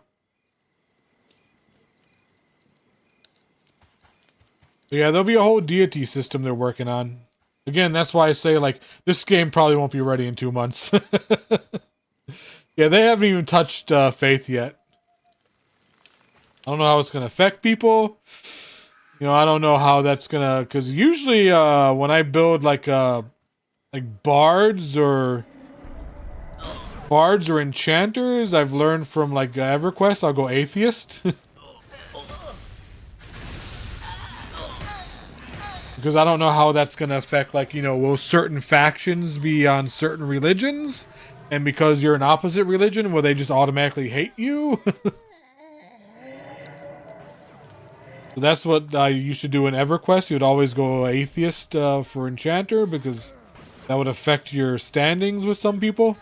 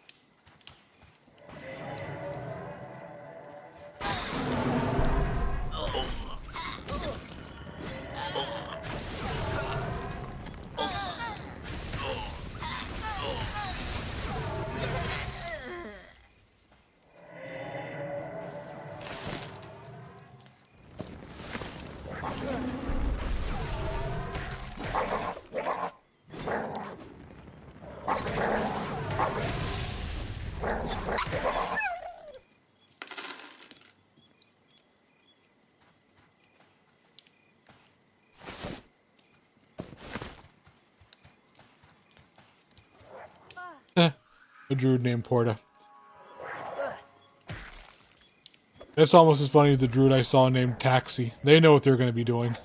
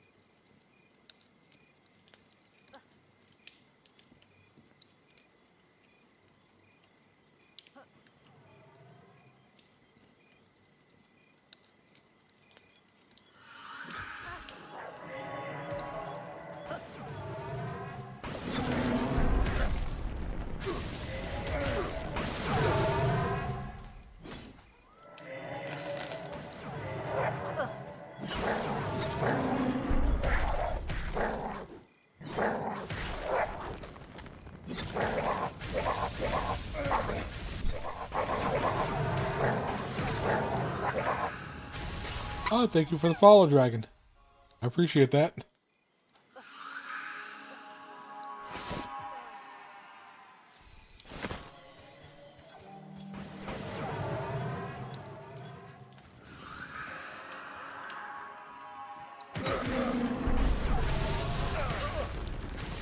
Yeah, experience is slowing down at 14 here. There's still even con though. It's not that bad. It's just I think experience is just slowing down, you know, generally at teens.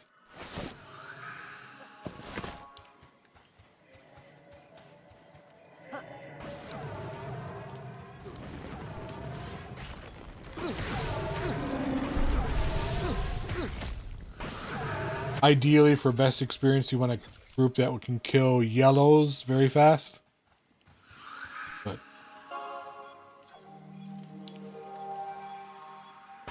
we could probably do it. We had the DPS.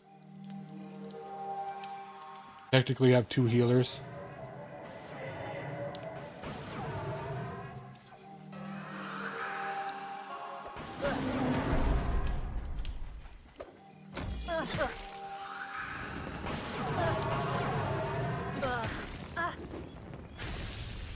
We got a bard and an inquisitor, so we got more than enough crowd control. I'm wondering how inquisitors are going to be at the high levels. Like a tank with crowd control. That's just mezzes and stuns and... But I think they can only wear cloth. So is that going to hinder them in the high levels?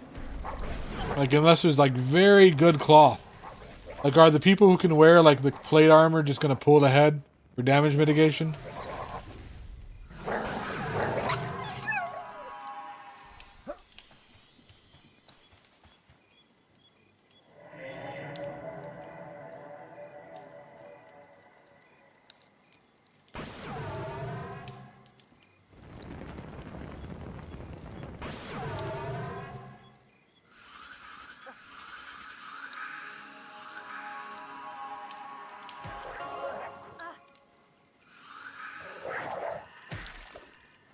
I don't know. That's up to you. That's your like for the UI and everything. That's up to you. That's personal. Yeah, because I'm an old man. I'm in my 50s, so yeah, I made everything a bit bigger. I couldn't read the for the chat. I could not read the default.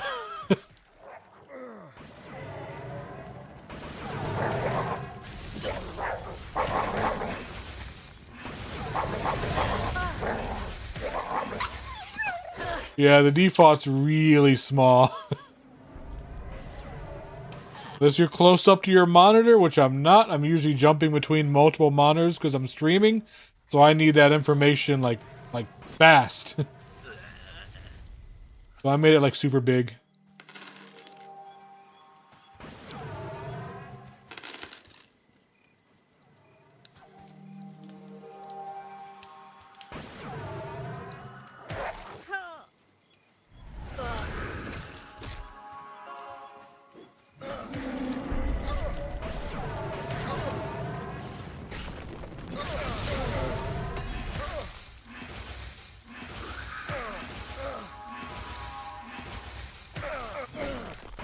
I really haven't like worked on like the UI, like how to set up the UI.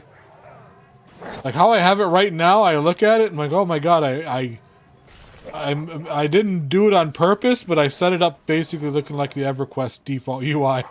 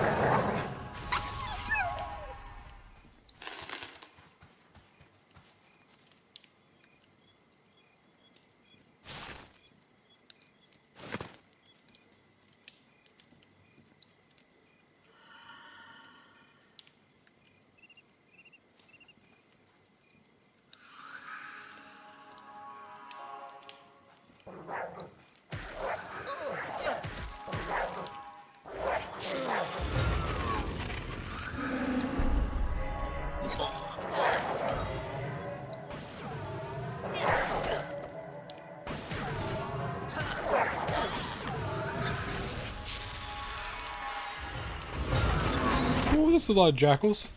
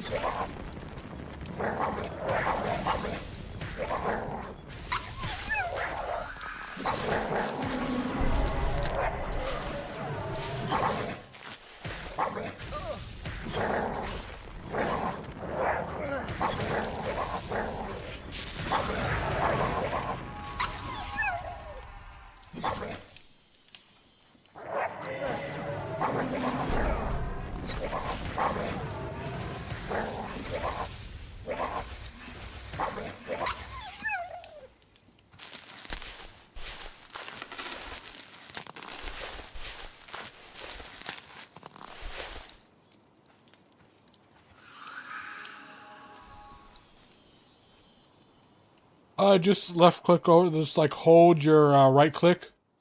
Go over an item, just hold the right click and boom, pull it up.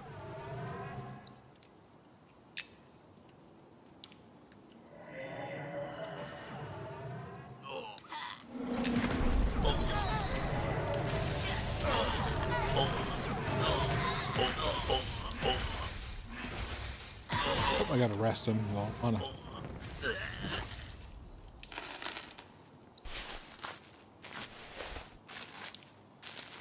I am out of drinks. I'm gonna have to go get me something to drink.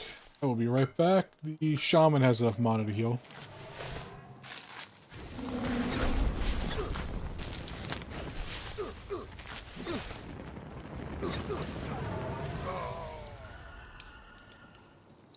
we'll be right back, guys.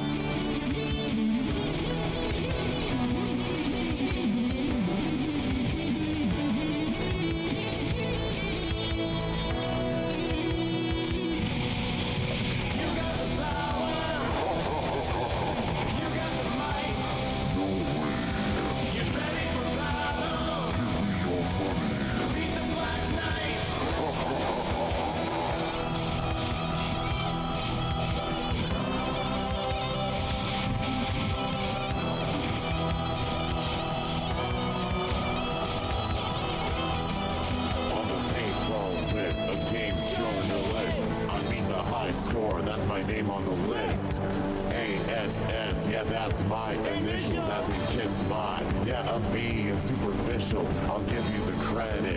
Give me your money, you'll get the ransom if you call me honey. Pulling on the plunger like a wand of violet. Magnus save last second on autopilot. I'm the warlord reign and won't hear no complaining. Heard you got the multi-ball, well I'll train him. The flipper shots are smooth and rewarding.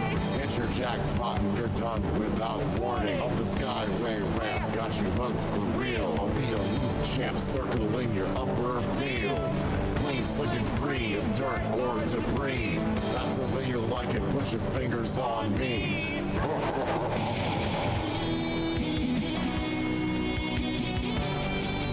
Okay, back.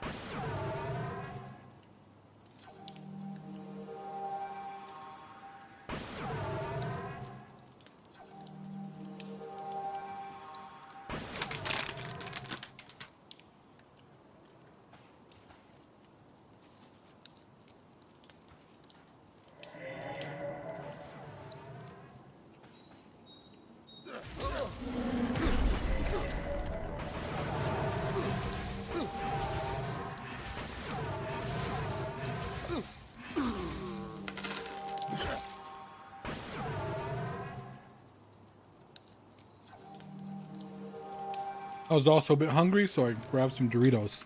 It's time to commune with my holy wafers.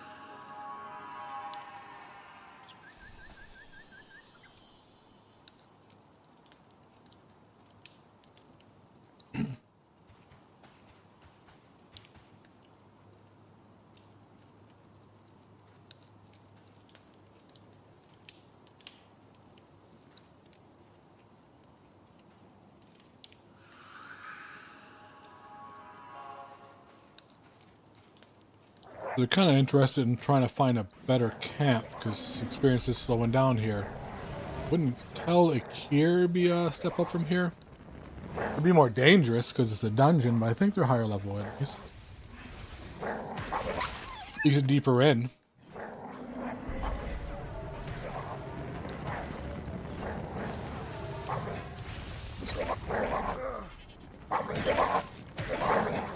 We're kind of close. Yeah, we're kind of level at the ancient crypts.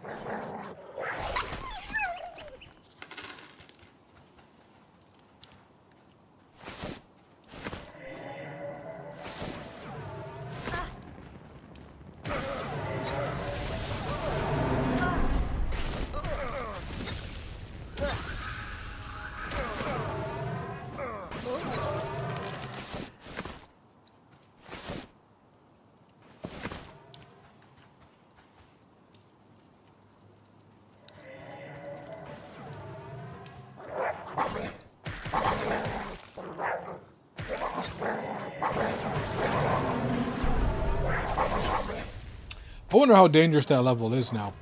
Because after the last rogue rework, like people that have see and viz can no longer see people that are stealth. Like using the skill stealth. The see and viz only like lets you see invisible and magical invisibility.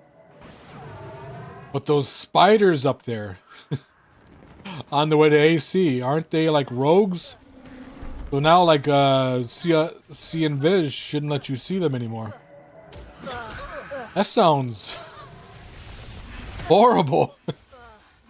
Those things are nasty.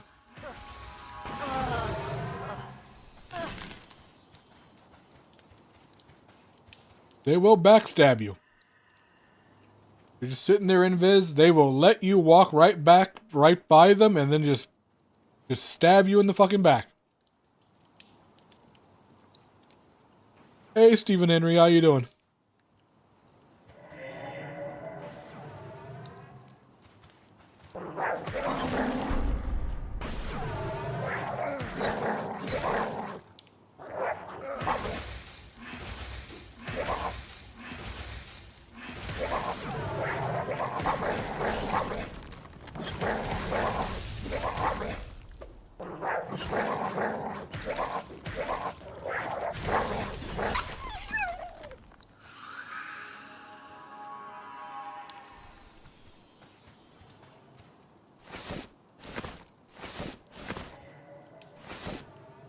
Man, all this.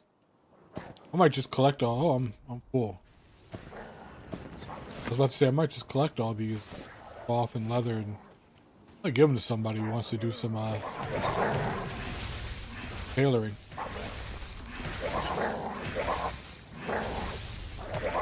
But right now they're just rotting. What is full of?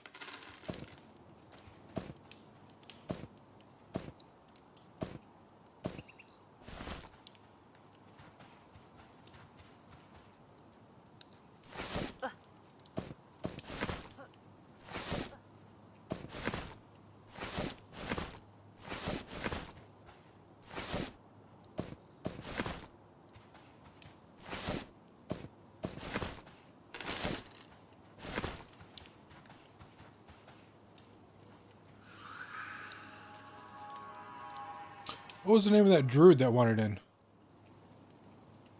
Oh, we got room for him.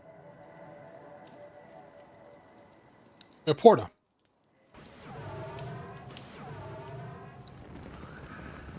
I guess we got Magneto. All right.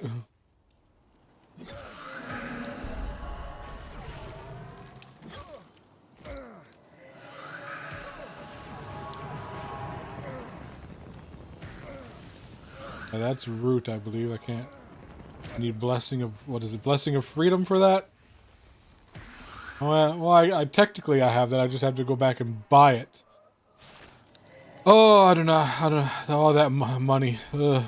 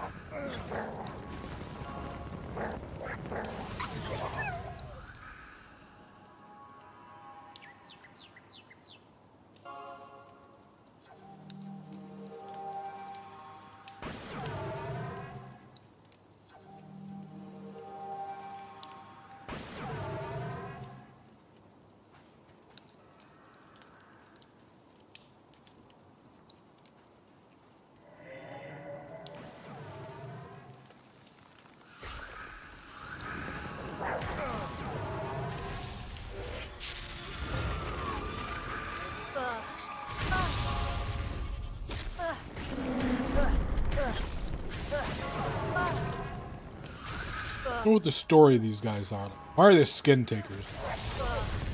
Wait, since they're using all like fire abilities, are they secretly demons? And they're just wearing the skin of humans? Because even the coyotes have like a fire damage shield on them. Are they like hellhounds? Just disguised as coyotes?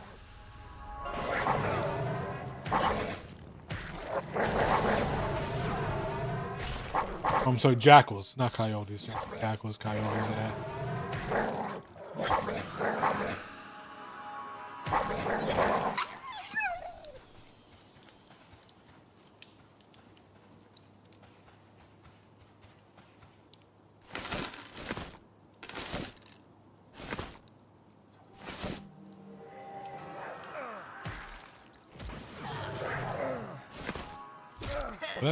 I have tattered rawhide gloves. These are tattered as well.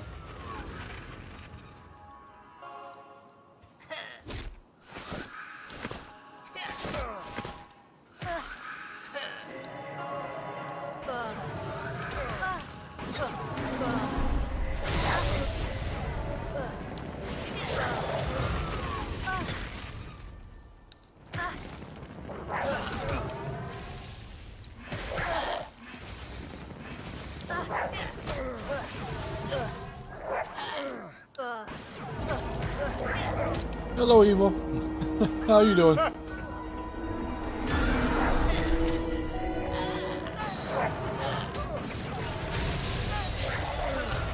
Thank you for the hello.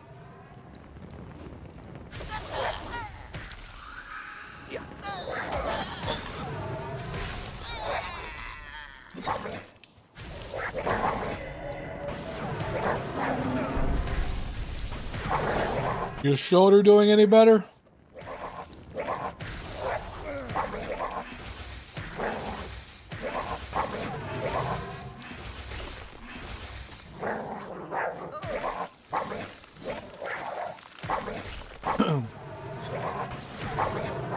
None of my business, but you don't have to answer. But curious. Chip.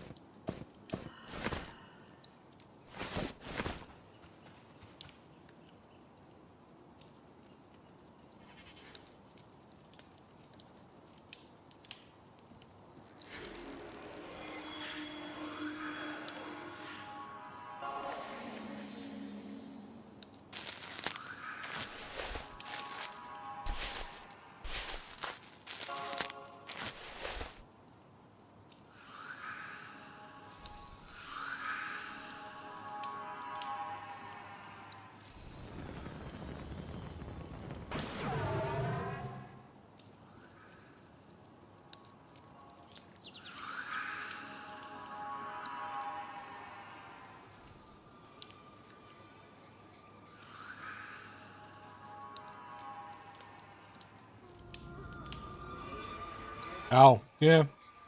It's got a little tenderness. But no more belly dancing for a while. Yeah.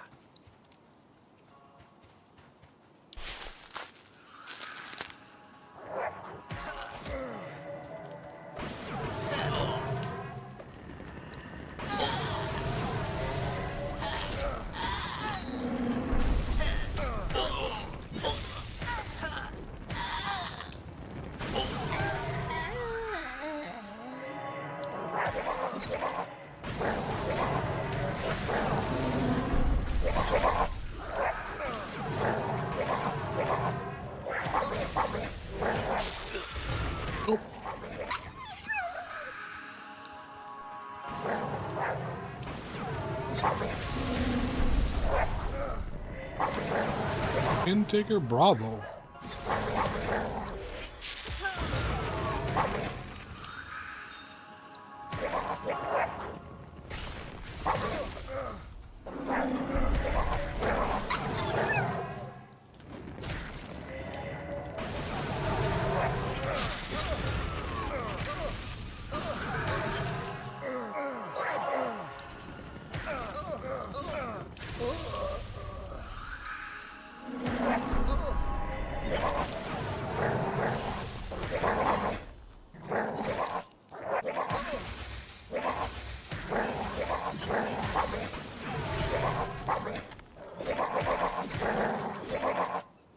buff Magneto.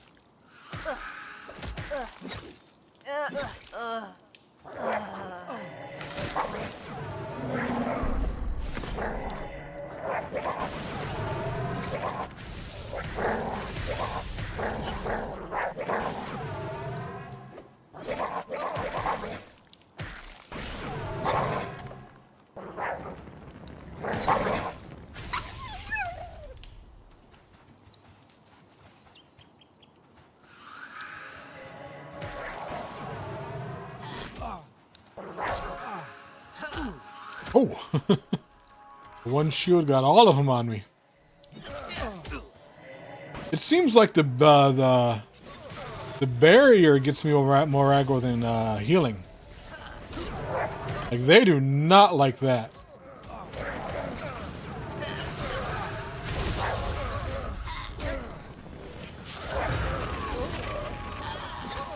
Oh god, the rogue quest. That is, you would definitely have to pull up a wiki or walkthrough on that. I did that. That gets very complicated. No, they're not. They're all around the city. It has you scale. It eventually has you like scaling up the rooftops with the grappling hook and breaking into a temple and stuff like that to steal their jewel without being caught. And it's.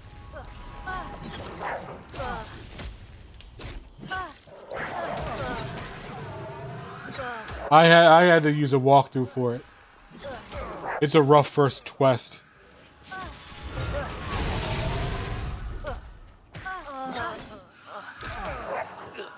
That and the Elementalist quest. The Elementalists have a rough too, because they gotta walk around the entire city and find like all these like elemental idols and stuff. God, trying to figure out the Mage Tower maze. Forgot I'm out of mana. Shit, didn't even notice that.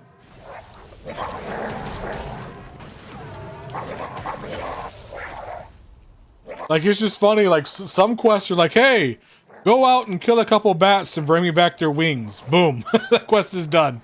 Then you got, like, Rogue and Elementalists, and... you literally need to, like, read a walkthrough that's like a small novel to figure it out.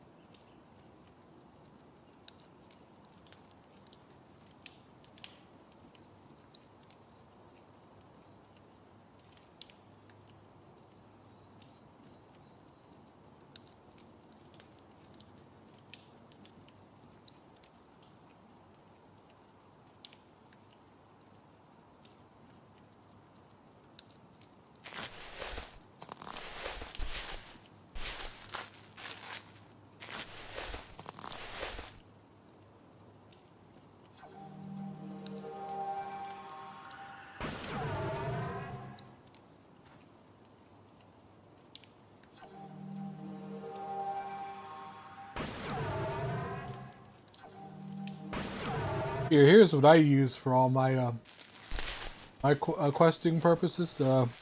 It's kind of outdated. It's not up to date with the current beta, but it's still valid information.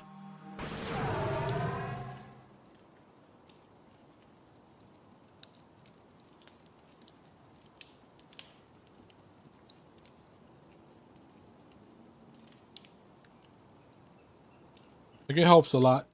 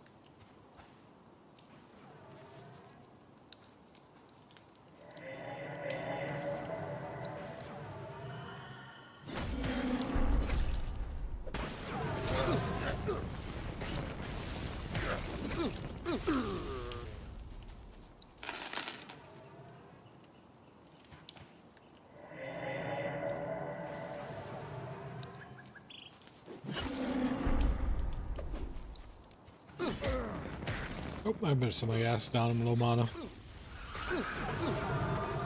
Curve my bloodlust.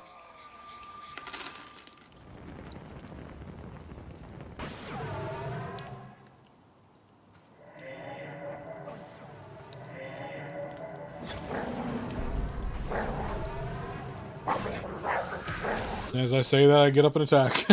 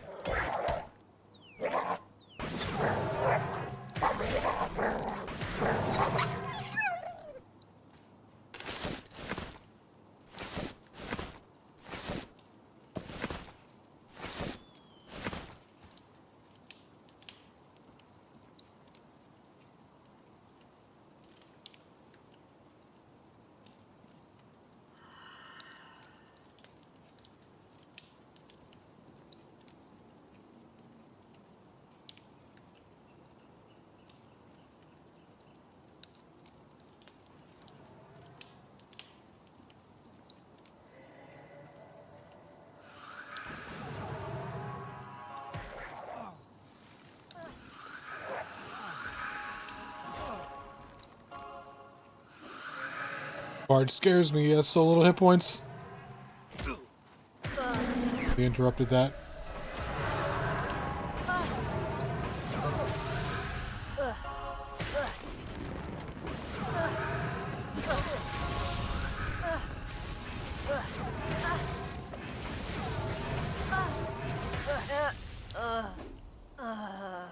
You can definitely tell the last Bard we had, they were probably like twinked out because this Bard is a little bit lower level, but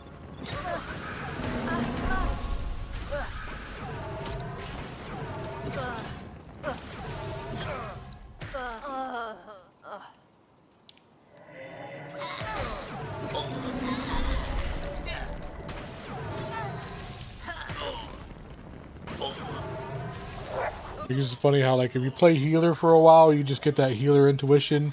You know who's a twink and who's not just by, like, how fast their hit point bar goes up and down. You don't have to look at their equipment.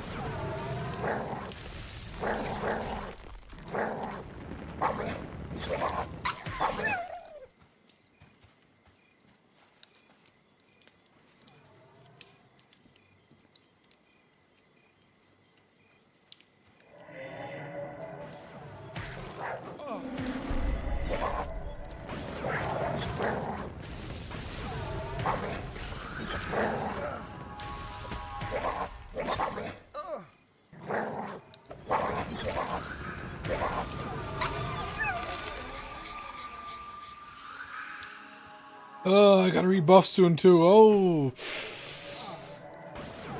Alright. I mean, I just buffed the uproller, so that's fine. I can... Ooh.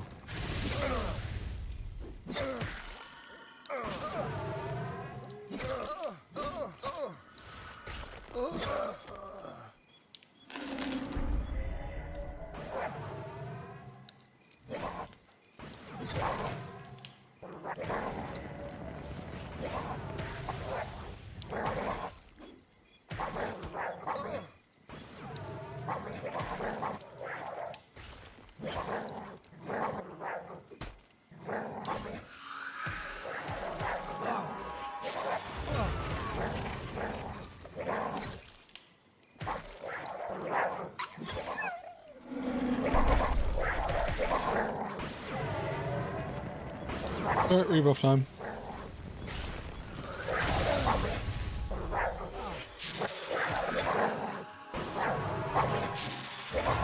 Pink.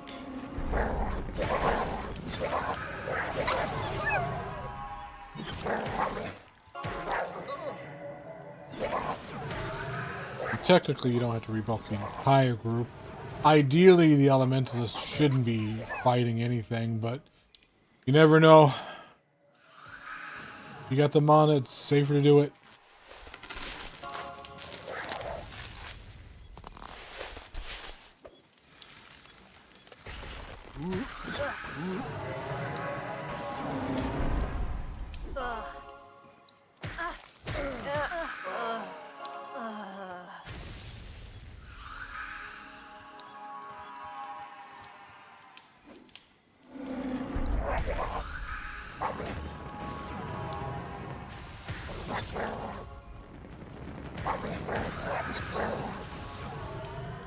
I didn't get any experience. Did we kill somebody else's? I think Fubs got that.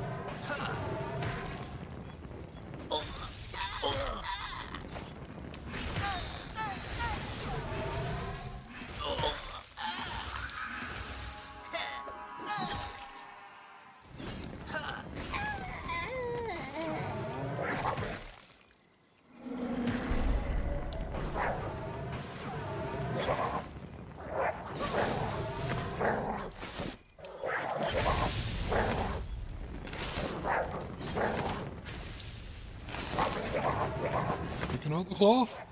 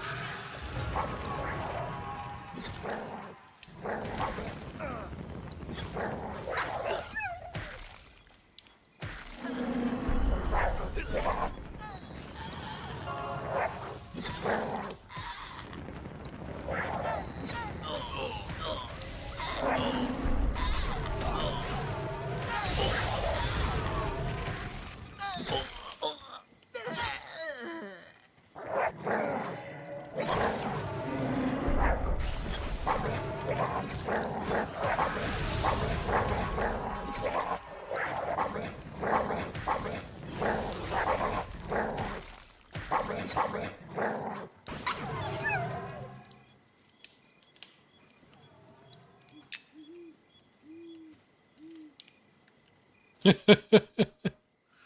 mean, yeah, that's. I mean, that's why EverQuest was called EverCrack. It will suck you in if you let it. I mean, like, wait till you get into a guild and like meet some people, and like the social aspects are the best aspects of the game, basically.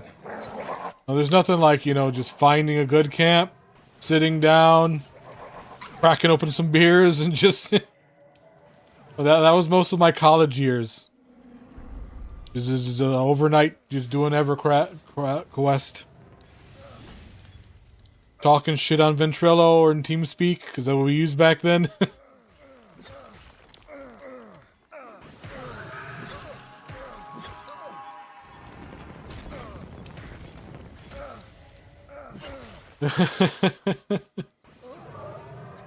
No, I never used Skype, that's the thing. I think I stuck with Ventrilo until Discord was a thing. I kind of like skipped the whole Skype generation. Oh man, I remember AIM as well. That was the worst.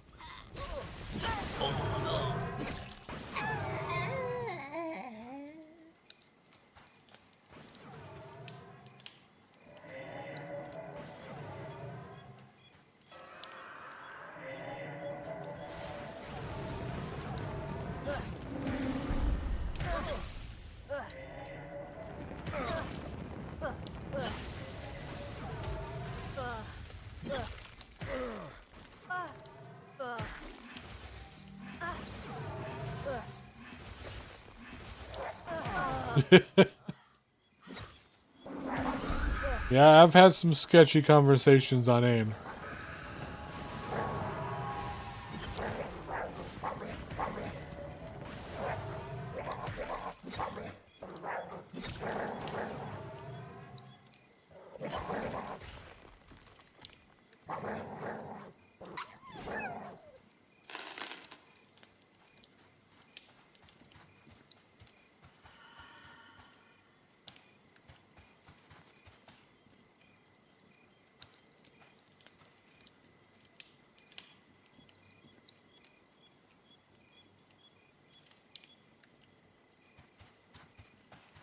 Oh yeah, that's because when I first started playing EverQuest, I was on dial-up. Somebody pick up to make a phone call, boom, you get kicked out of the raid. There was no broadband. We had what was that thing they had before broadband? The shotgun modems, where it was just like two modems put together. You had to have like two separate phone lines. I had one of those.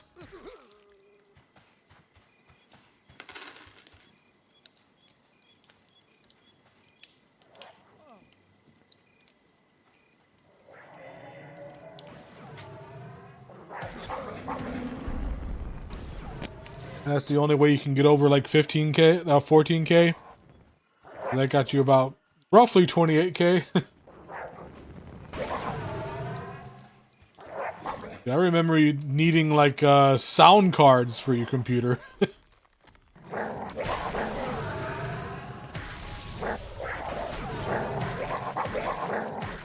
And I still tell my friends today about the horror that was jumpers. They're like, what the hell are jumpers? They're like, oh, jumpers are like these little rubber things you have to put on connections, and like you have to put them in a certain order based upon what hardware you have in your PC. If you get that order wrong, everything breaks. Like, what the fuck? Like, you don't know how good you have it where you just plug shit in and it works. I've like bricked entire PCs because I got the jumpers wrong.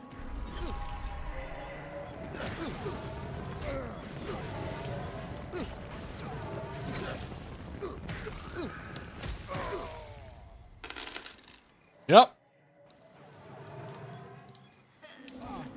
Because the jumpers determine how much power goes where, and if you get it wrong, you're shorting something out.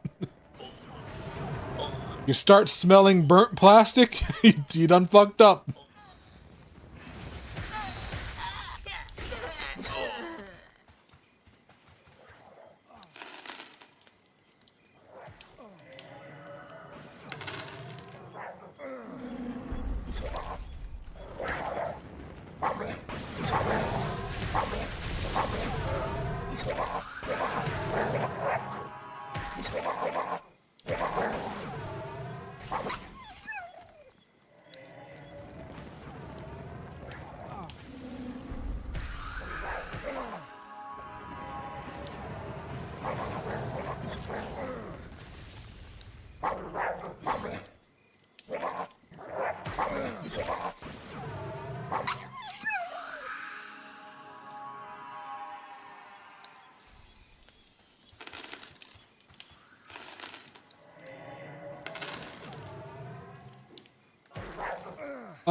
I believe they're like an hour each or something like that. An hour and a half each. The nights seem longer than the days only because you spend them lost. Like if you're not a class that got the ability to choose infravision, or I don't think ultravision's in the game yet. Those will be for the deep races, like the dark elves and the deep elves and the deep dwarves that when the undercities come out. Yeah, if you didn't choose infravision, like if you're a human, you are completely blind at night.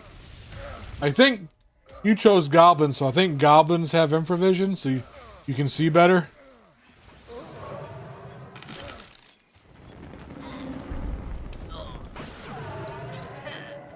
I mean, torches are easy to make. But once you get like dual wield, you're gonna have to like, you have to hold a torch instead of a weapon in the other hand. But eventually you'll get enough money to get a lantern you keep on your belt, and you just fill it with oil. It's just like a belt lantern. That's probably the best.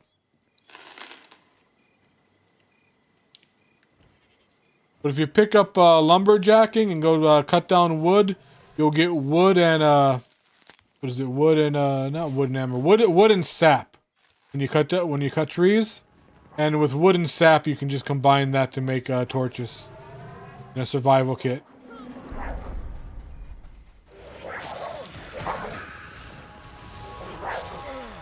I usually, as one of my, I usually choose survivalist on all my characters, because A, that gets you a free bag. So you start with a free bag, you start with the survivalist bag, and B, it gives you the ability to make torches and campfires right off the bat. All you need is find a lumberjacking axe, which is usually like 1 silver.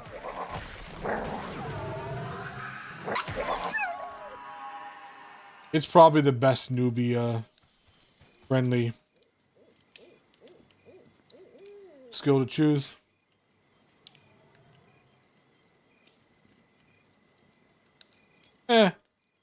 It's only gonna affect you in the couple levels. You'll get bags and stuff. Like if you go out to the west gate, there's this dwarf.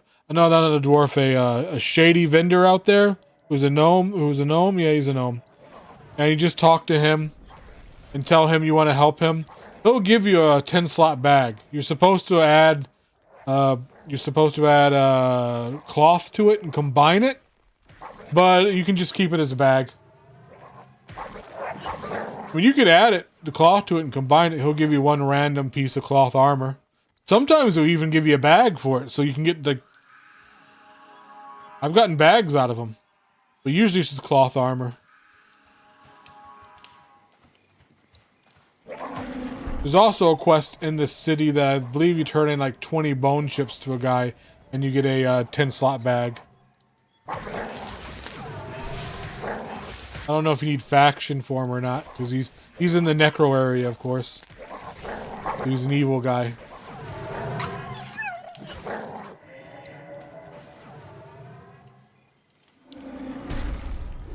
Yeah, a lot of quests that'll give you like a container to combine stuff into. You can just use the container as storage.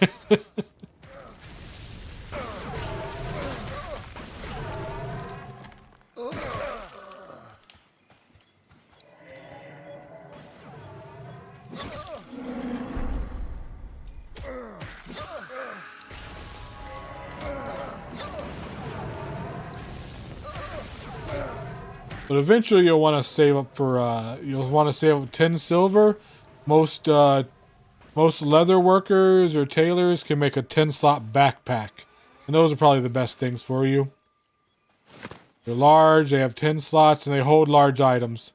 Because your bags, I think, only hold medium and small items, and your pouches, I think you could have like 3 bags and 3 pouches. Your pouches only hold small items.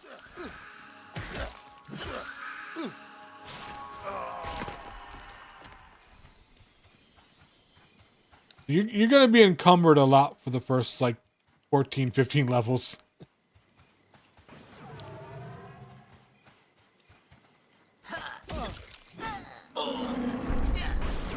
Especially since you're playing,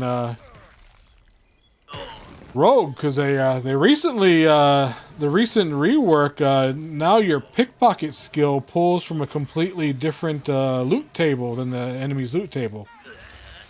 Because it used to be when you pickpocket somebody, you got something out of their inventory that they would have dropped. You would have got it if they killed him anyway. Now it pulls from a completely separate table. So you get unique items from pickpocketing.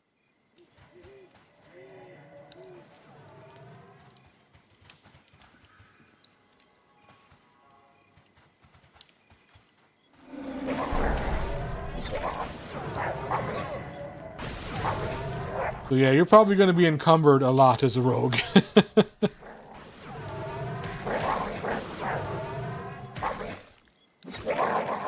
As a goblin rogue, you literally are a loot goblin.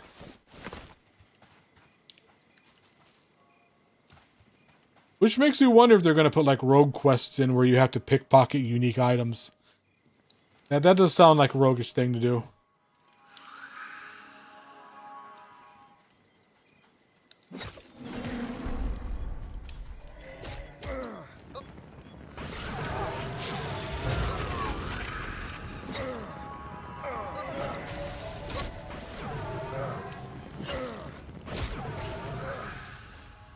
Or maybe like pickpocket a key off of somebody and like suddenly your group has a shortcut through the dungeon. Like they could do some interesting stuff with the rogue pickpocket skill.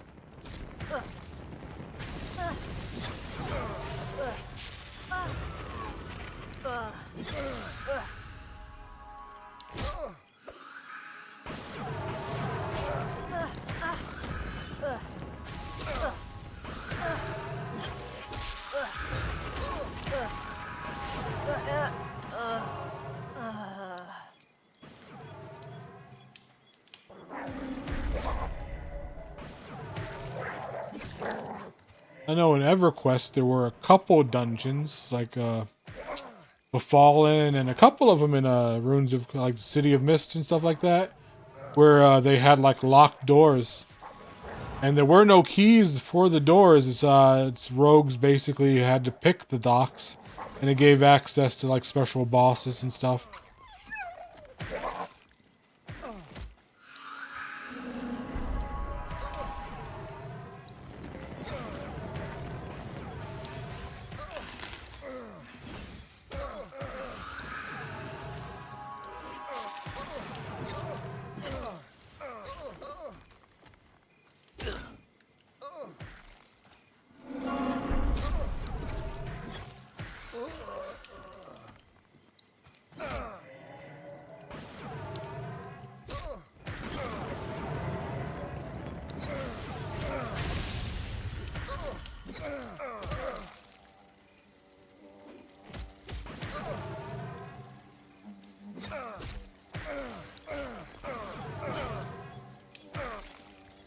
Yeah, other than that, I don't really know how rogues play or whatever. Like I said, I've not seen anyone play a rogue.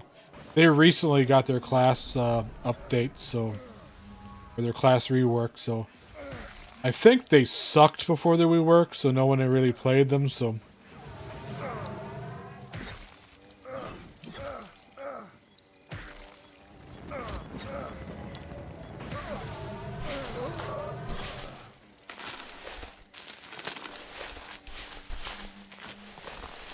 I mean, according to one of the dev streams, they say they're supposed to be at the end game. They're supposed to be one of the 3 top DPS classes. Are supposed to be like Archer, Wizard, and Rogue. So it sounds like So they may just be like one of those classes that just starts off like kind of feeling weak, but at the end of the game, like you're a powerhouse. Because eventually you're going to get dual wield, where you can, wield 2 weapons at once. You're going to get, double attack, where you'll be, with dual wield and double attack, you'll be attacking 4 times then. That'll be double attack. You'll get critical strikes, which will allow you to crit more often, and stuff like that. And Backstab used to be a separate ability, but they baked it into all of your abilities now.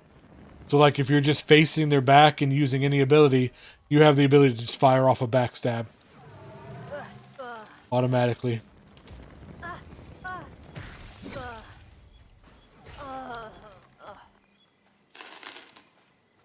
Oh no, it looks like the group's breaking up. People are leaving for dinner. I actually have to leave for dinner soon anyway.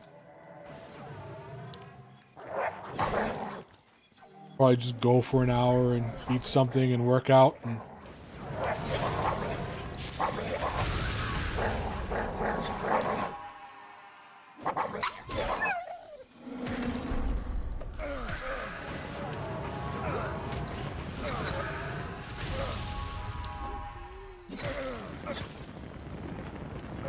but yeah, if the tank's leaving, that's usually the group dying. Tanks are the hardest thing to replace.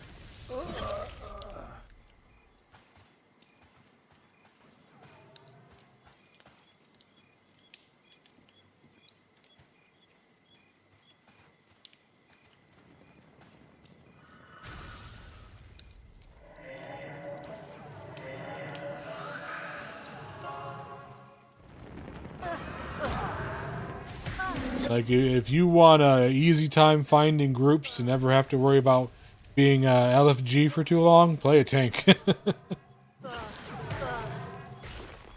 You will not be LFG for more than 10 minutes.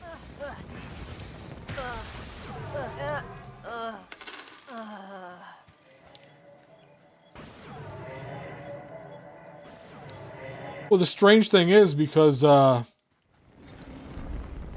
Druid is so overpowered right now, healers are so common. Actually, I think there's more of a call for like pure DPS than there is for healers. I see people looking for DPS all the time.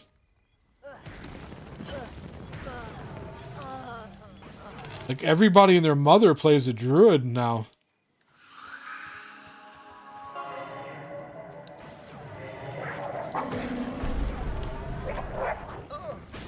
And they built it where like all the healers are equal in healing. They just do different things.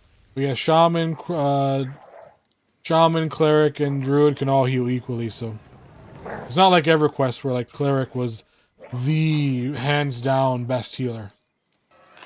Or most powerful healer, but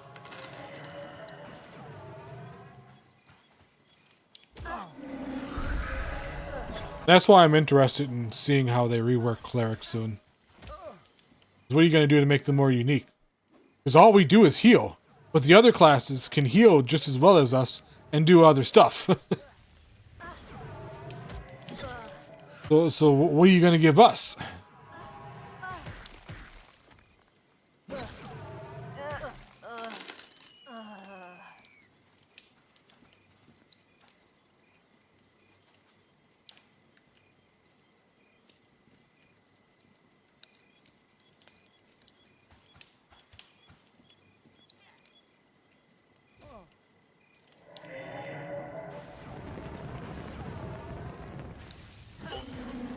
Because Druid can do a little bit of everything. Yeah, they got Spirit of the Wild to make everybody run faster. They got teleports and succors, and so you can get around and travel faster. They have invised everything. They can charm animals they can have pets and be a pet class. They do great DPS. They got damage shields they can put on the tank.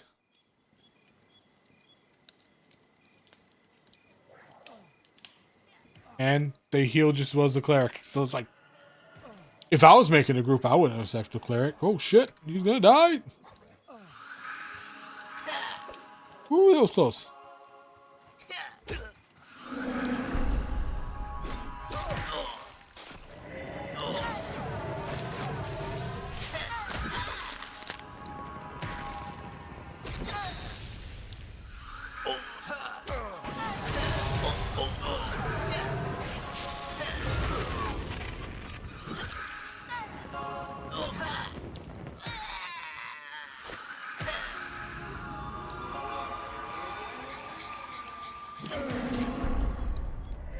Although clerics are the only class that can res. You forget when you die in this game, you do lose experience, and you can lose levels if you die enough. Clerics are the only thing that can give you experience back after death. I think, like level 14, I got the 25% res. Now if I res you, you get like 25% of your lost experience back. At max level, you get 95% of your lost experience back. So it's not like we're completely going to be out of the man. It's just our most class-defining ability is when everyone dies and we fail as a healer.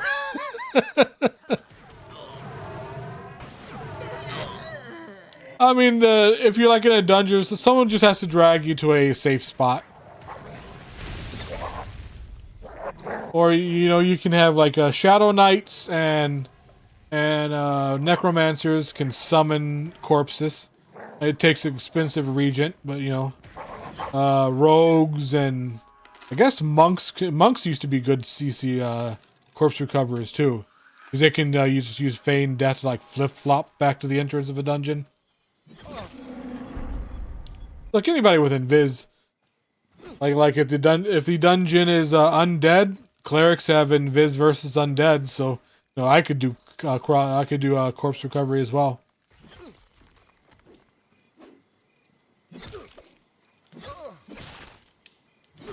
Yeah, as long as it's a safe spot, because the res spell takes a long time to cast, and it takes a lot of mana, so you don't want to be casting it somewhere where you can be attacked.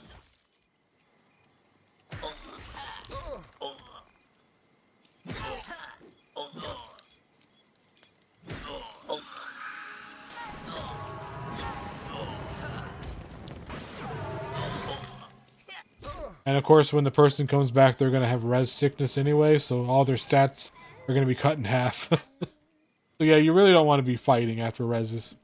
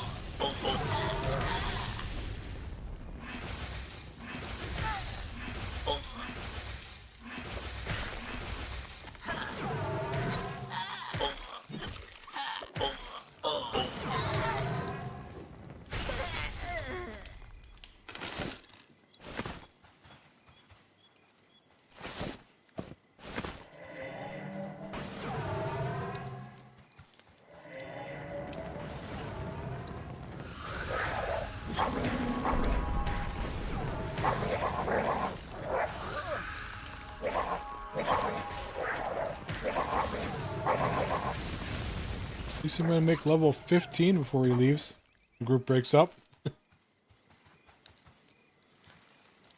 I am surprised though, the Inquisitor is really holding its own tanking. I was really worried about Inquisitor being like a cloth tank. But pfft, he's doing very good. It must be like a monk and they must be evasive.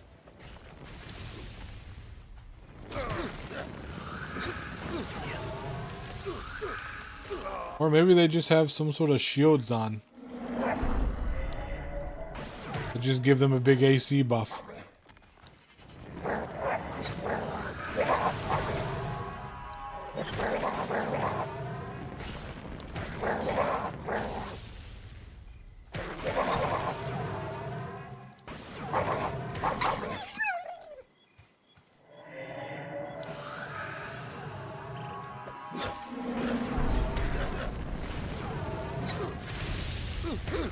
That does sound like a fun tank to play if it's viable. Like, part warrior, part enchanter. Always have CC no matter what in your group. Because you are the tank and the CC.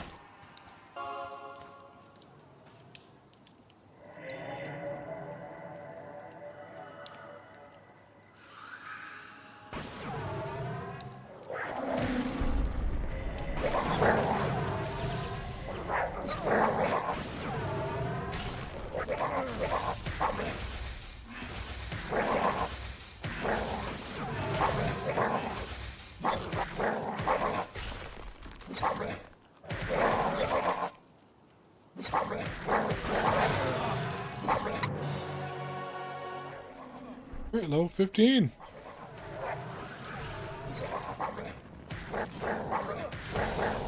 A quarter of the way there. The max level is 60, so I don't know if I'll be getting 60. If this comes out in 2 months, I don't know if I'll be getting 60. And I've tried not to get too obsessed with beta, because when early access comes out, it's all going to be wiped and we're all going to be starting over again. And I did not want to get burned out. And I can totally see myself getting addicted to this and just playing it every day, all day, and, you know.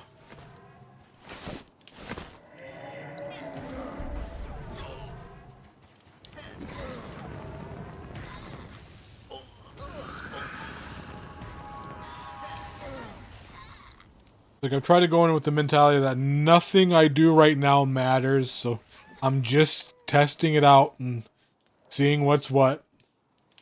The real stuff starts in 2 months.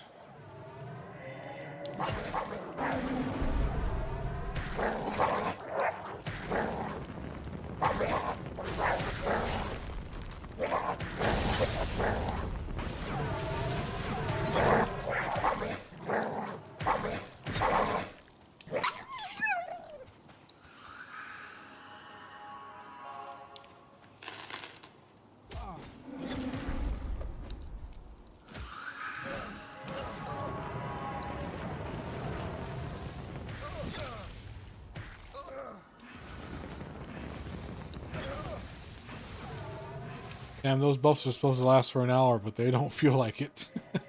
It feels like I've just recently rebuffed them. Now I just have 20 minutes left.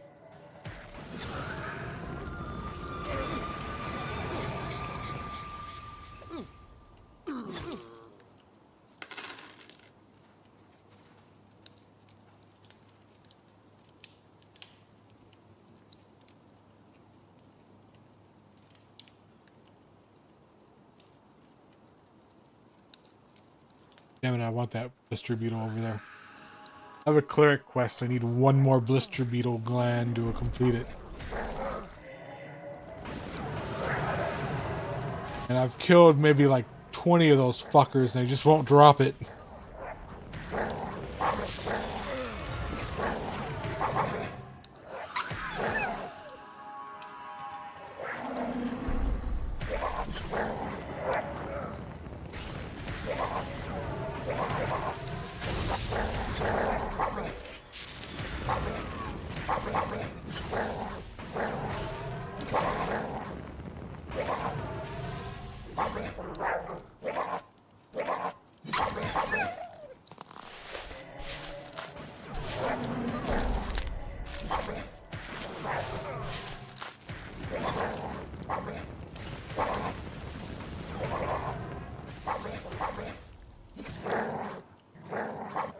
There is no map. There is no in-game map.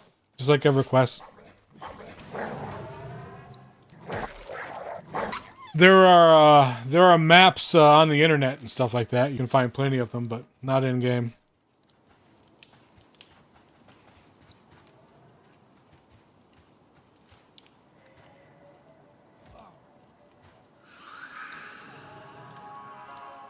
It's pretty much like Earth. The sun rises in the east, sets in the west. So does the moon. You just gotta gauge. Kind of gotta gauge your direction that way. You'll get to know where stuff is, though.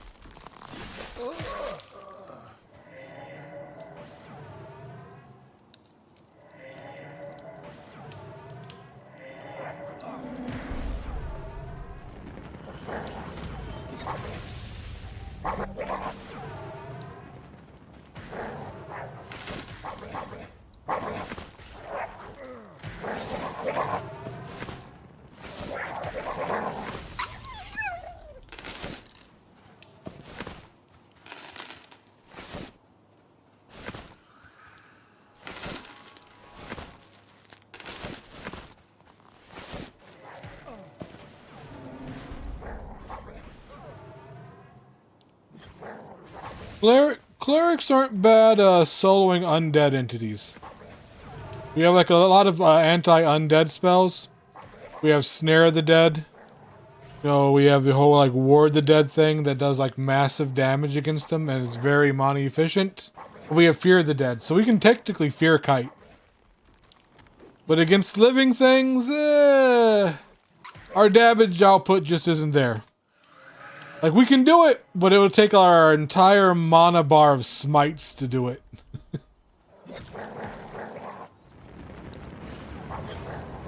Yeah, we are no druid or shaman when it comes to summoning, when it comes to soloing. Now, in undead areas, yeah, we're fucking beasts against the undead, but very specific.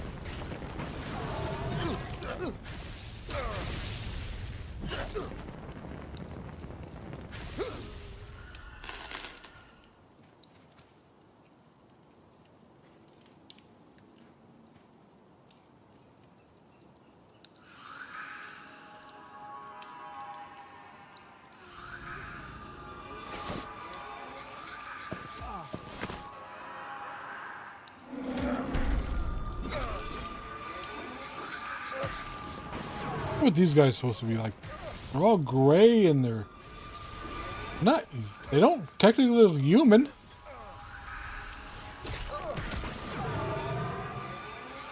They look like synthetics from like the Alien the franchise.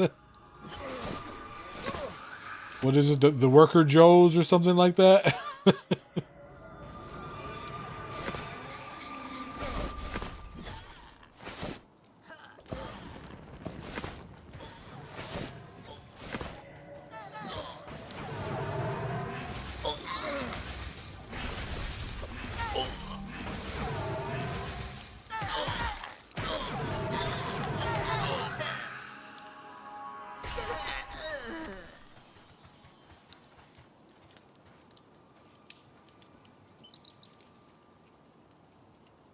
Oh shit, I'm encumbered.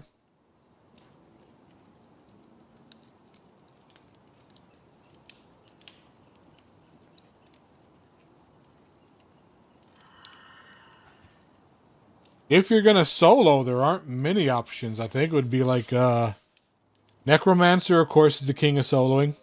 Druid's pretty good. Bard's good at soloing. Like, there are some classes that just have, like, zero solo potential. Like, I wouldn't do Rogue. Would not do Rogue for soloing. How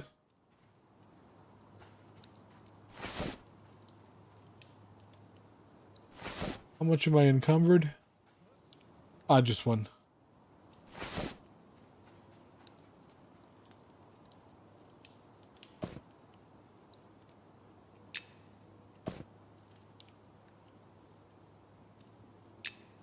I guess we're running back anyway.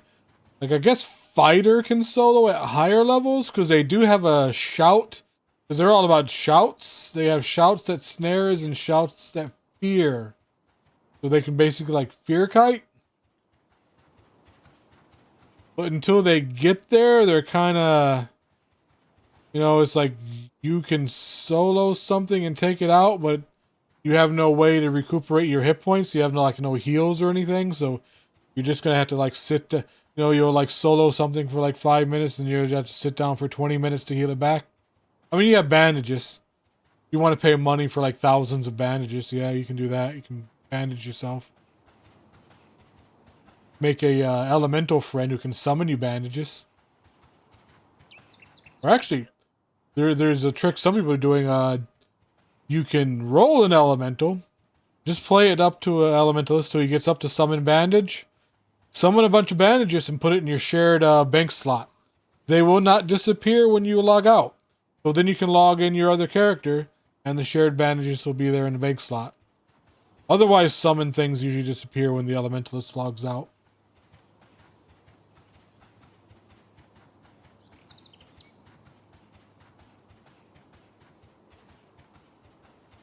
It'll probably work with the summon weapons too. So you can have them summon their weapons. Their weapons aren't that great, but they have like procs on them. Like air weapons will have like proc a stun. Fire weapons will proc like a little extra fire damage. I think the earth weapons proc a root.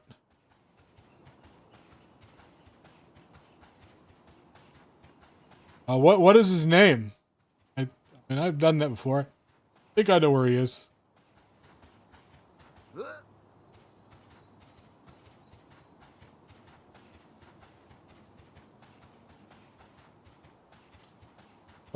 Oh, him. Yeah, I've always had problems with him. He is by the docks sometimes, but he also wanders throughout the entire city. But if I think I found him up to where the warrior guild was, all the way up there, like the Steel Warriors. But they do say he just walks around the entire city. Because people found him in the Cleric area, people found him in the market.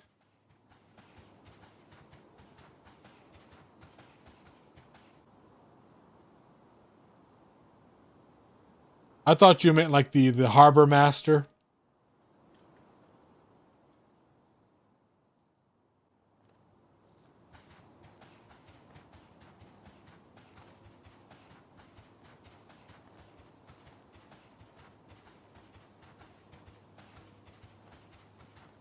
I think when I did it, yeah, he was up there by the Steel Warriors. He was like standing in a little nook. He was literally standing in a little nook staring at the wall. Like he was hiding from me.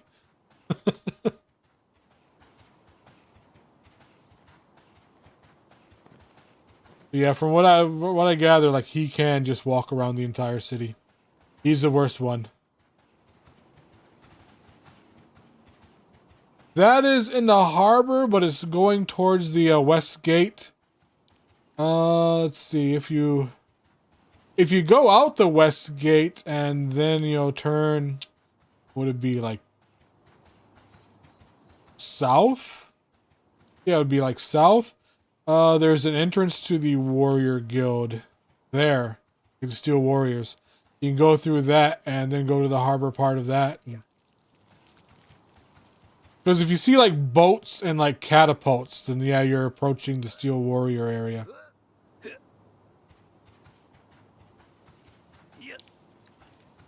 Because there's several parts to the harbor. There's like one part of the harbor where it's just like, you know, merchants and stuff like that. Then up towards the west entrance, there's the Steel Warrior area where you'll find like warships with like cannons and catapults.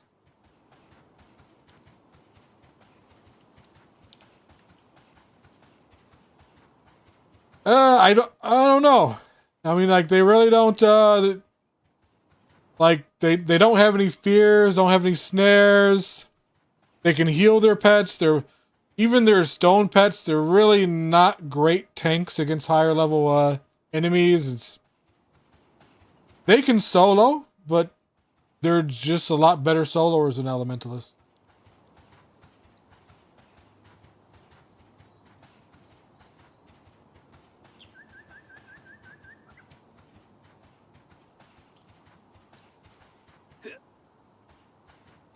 I mean, so far, elementalists, other than like summoning stuff to help out their group, in a group, they just feel like very weak wizards with pets. I'm sorry, they...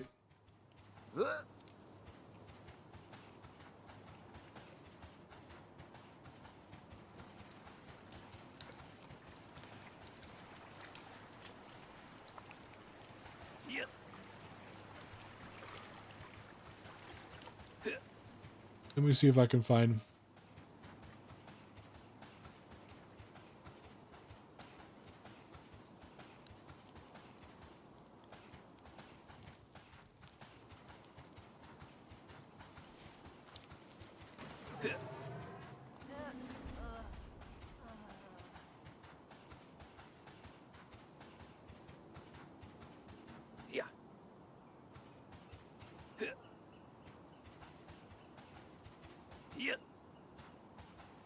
Oh, and also there's a bathhouse up here.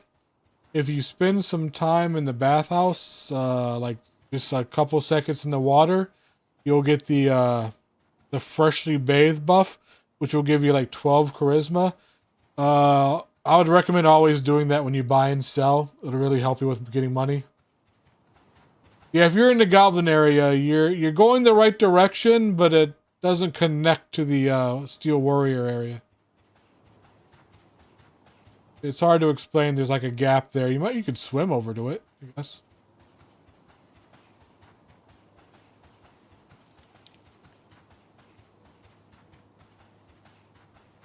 Like the steel warrior area of the harbor and the rest of the harbor are like, disconnected. It's still the harbor, but they're not connected. Because this is where all the warships are. Let's see, is he up here?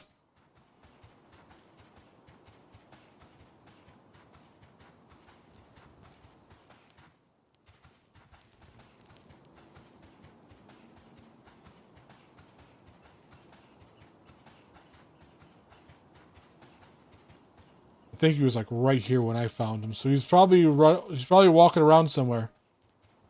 That sucks. Oh, here he is. I found him. Yep, he's overlooking the harbor. So you basically have to come to the Warrior Guild. Which if you go back to the market, I'll meet you at the market. And I'll show you where it is. Oh, Beastmasters are very good. Yeah, I forgot about them. I always forget about them.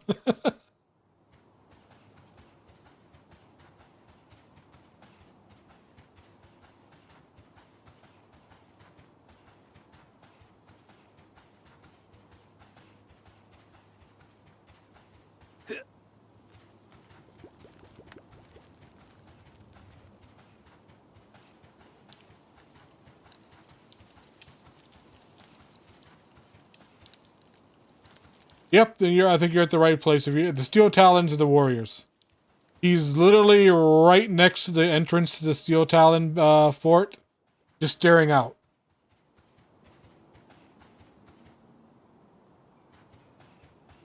I probably ran right past you. I don't even know your character name. I just remembered that.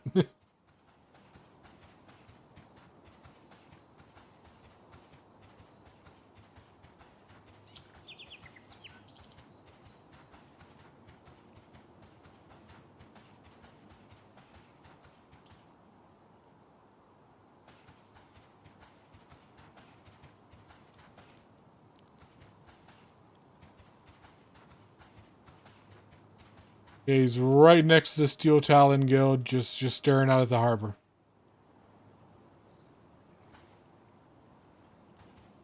Yeah. That's probably you. He's over here. Yeah.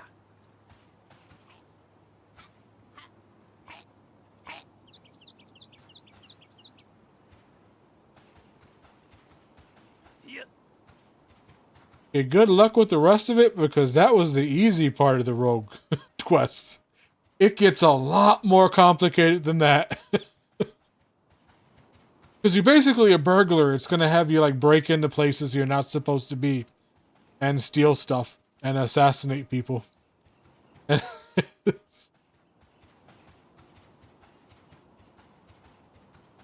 one point you get a grappling hook. You got to like hook onto a certain area of a roof to climb up onto the roof.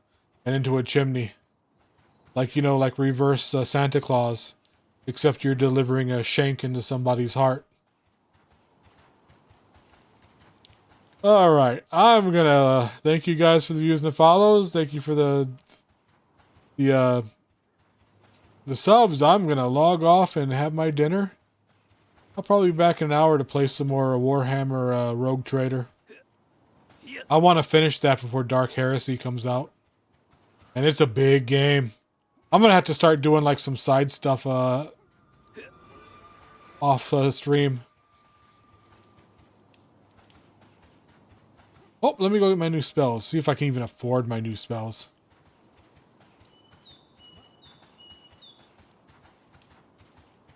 Like I said, I'm gonna have to like start sucking people off behind the bank to get these fucking spells. They're so expensive. Why are cleric spells so expensive?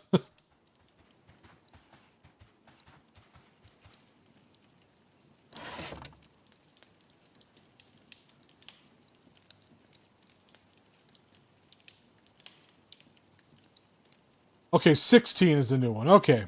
I thought 14 was. The next level I get new spells. But yeah, it's like, yeah, they're 15 silver each. There's like 20. Like, it's strange because level 12 literally had 3 spells. That's it.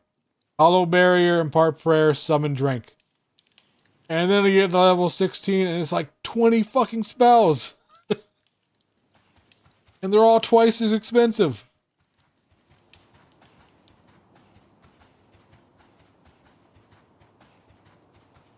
Sounds like they need to do some balancing on that. Yeah.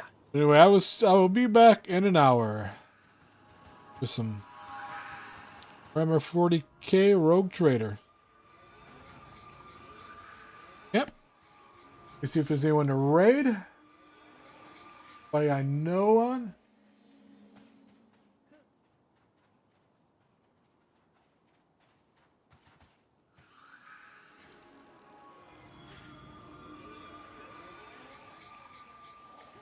Let's see.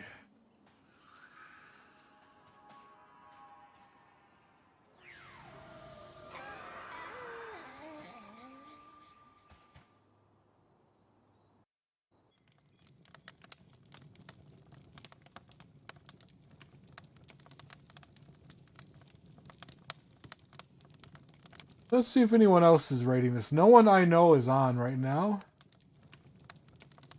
Anyone else rating monsters? Doing monsters? Yes, they are.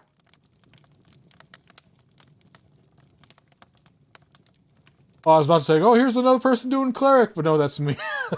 Why would I pop up as a raid target? Let's see. That's a Japanese person.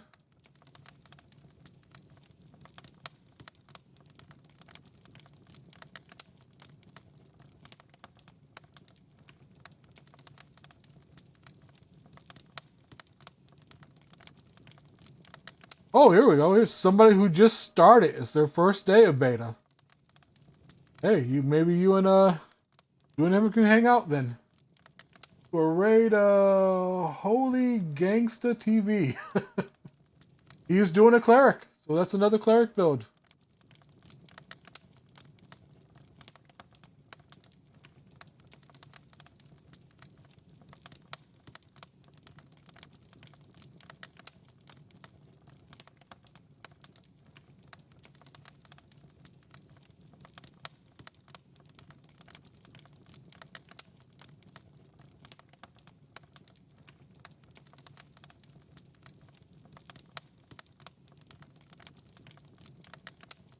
I will see you guys later. If not, have a great night. Goodbye.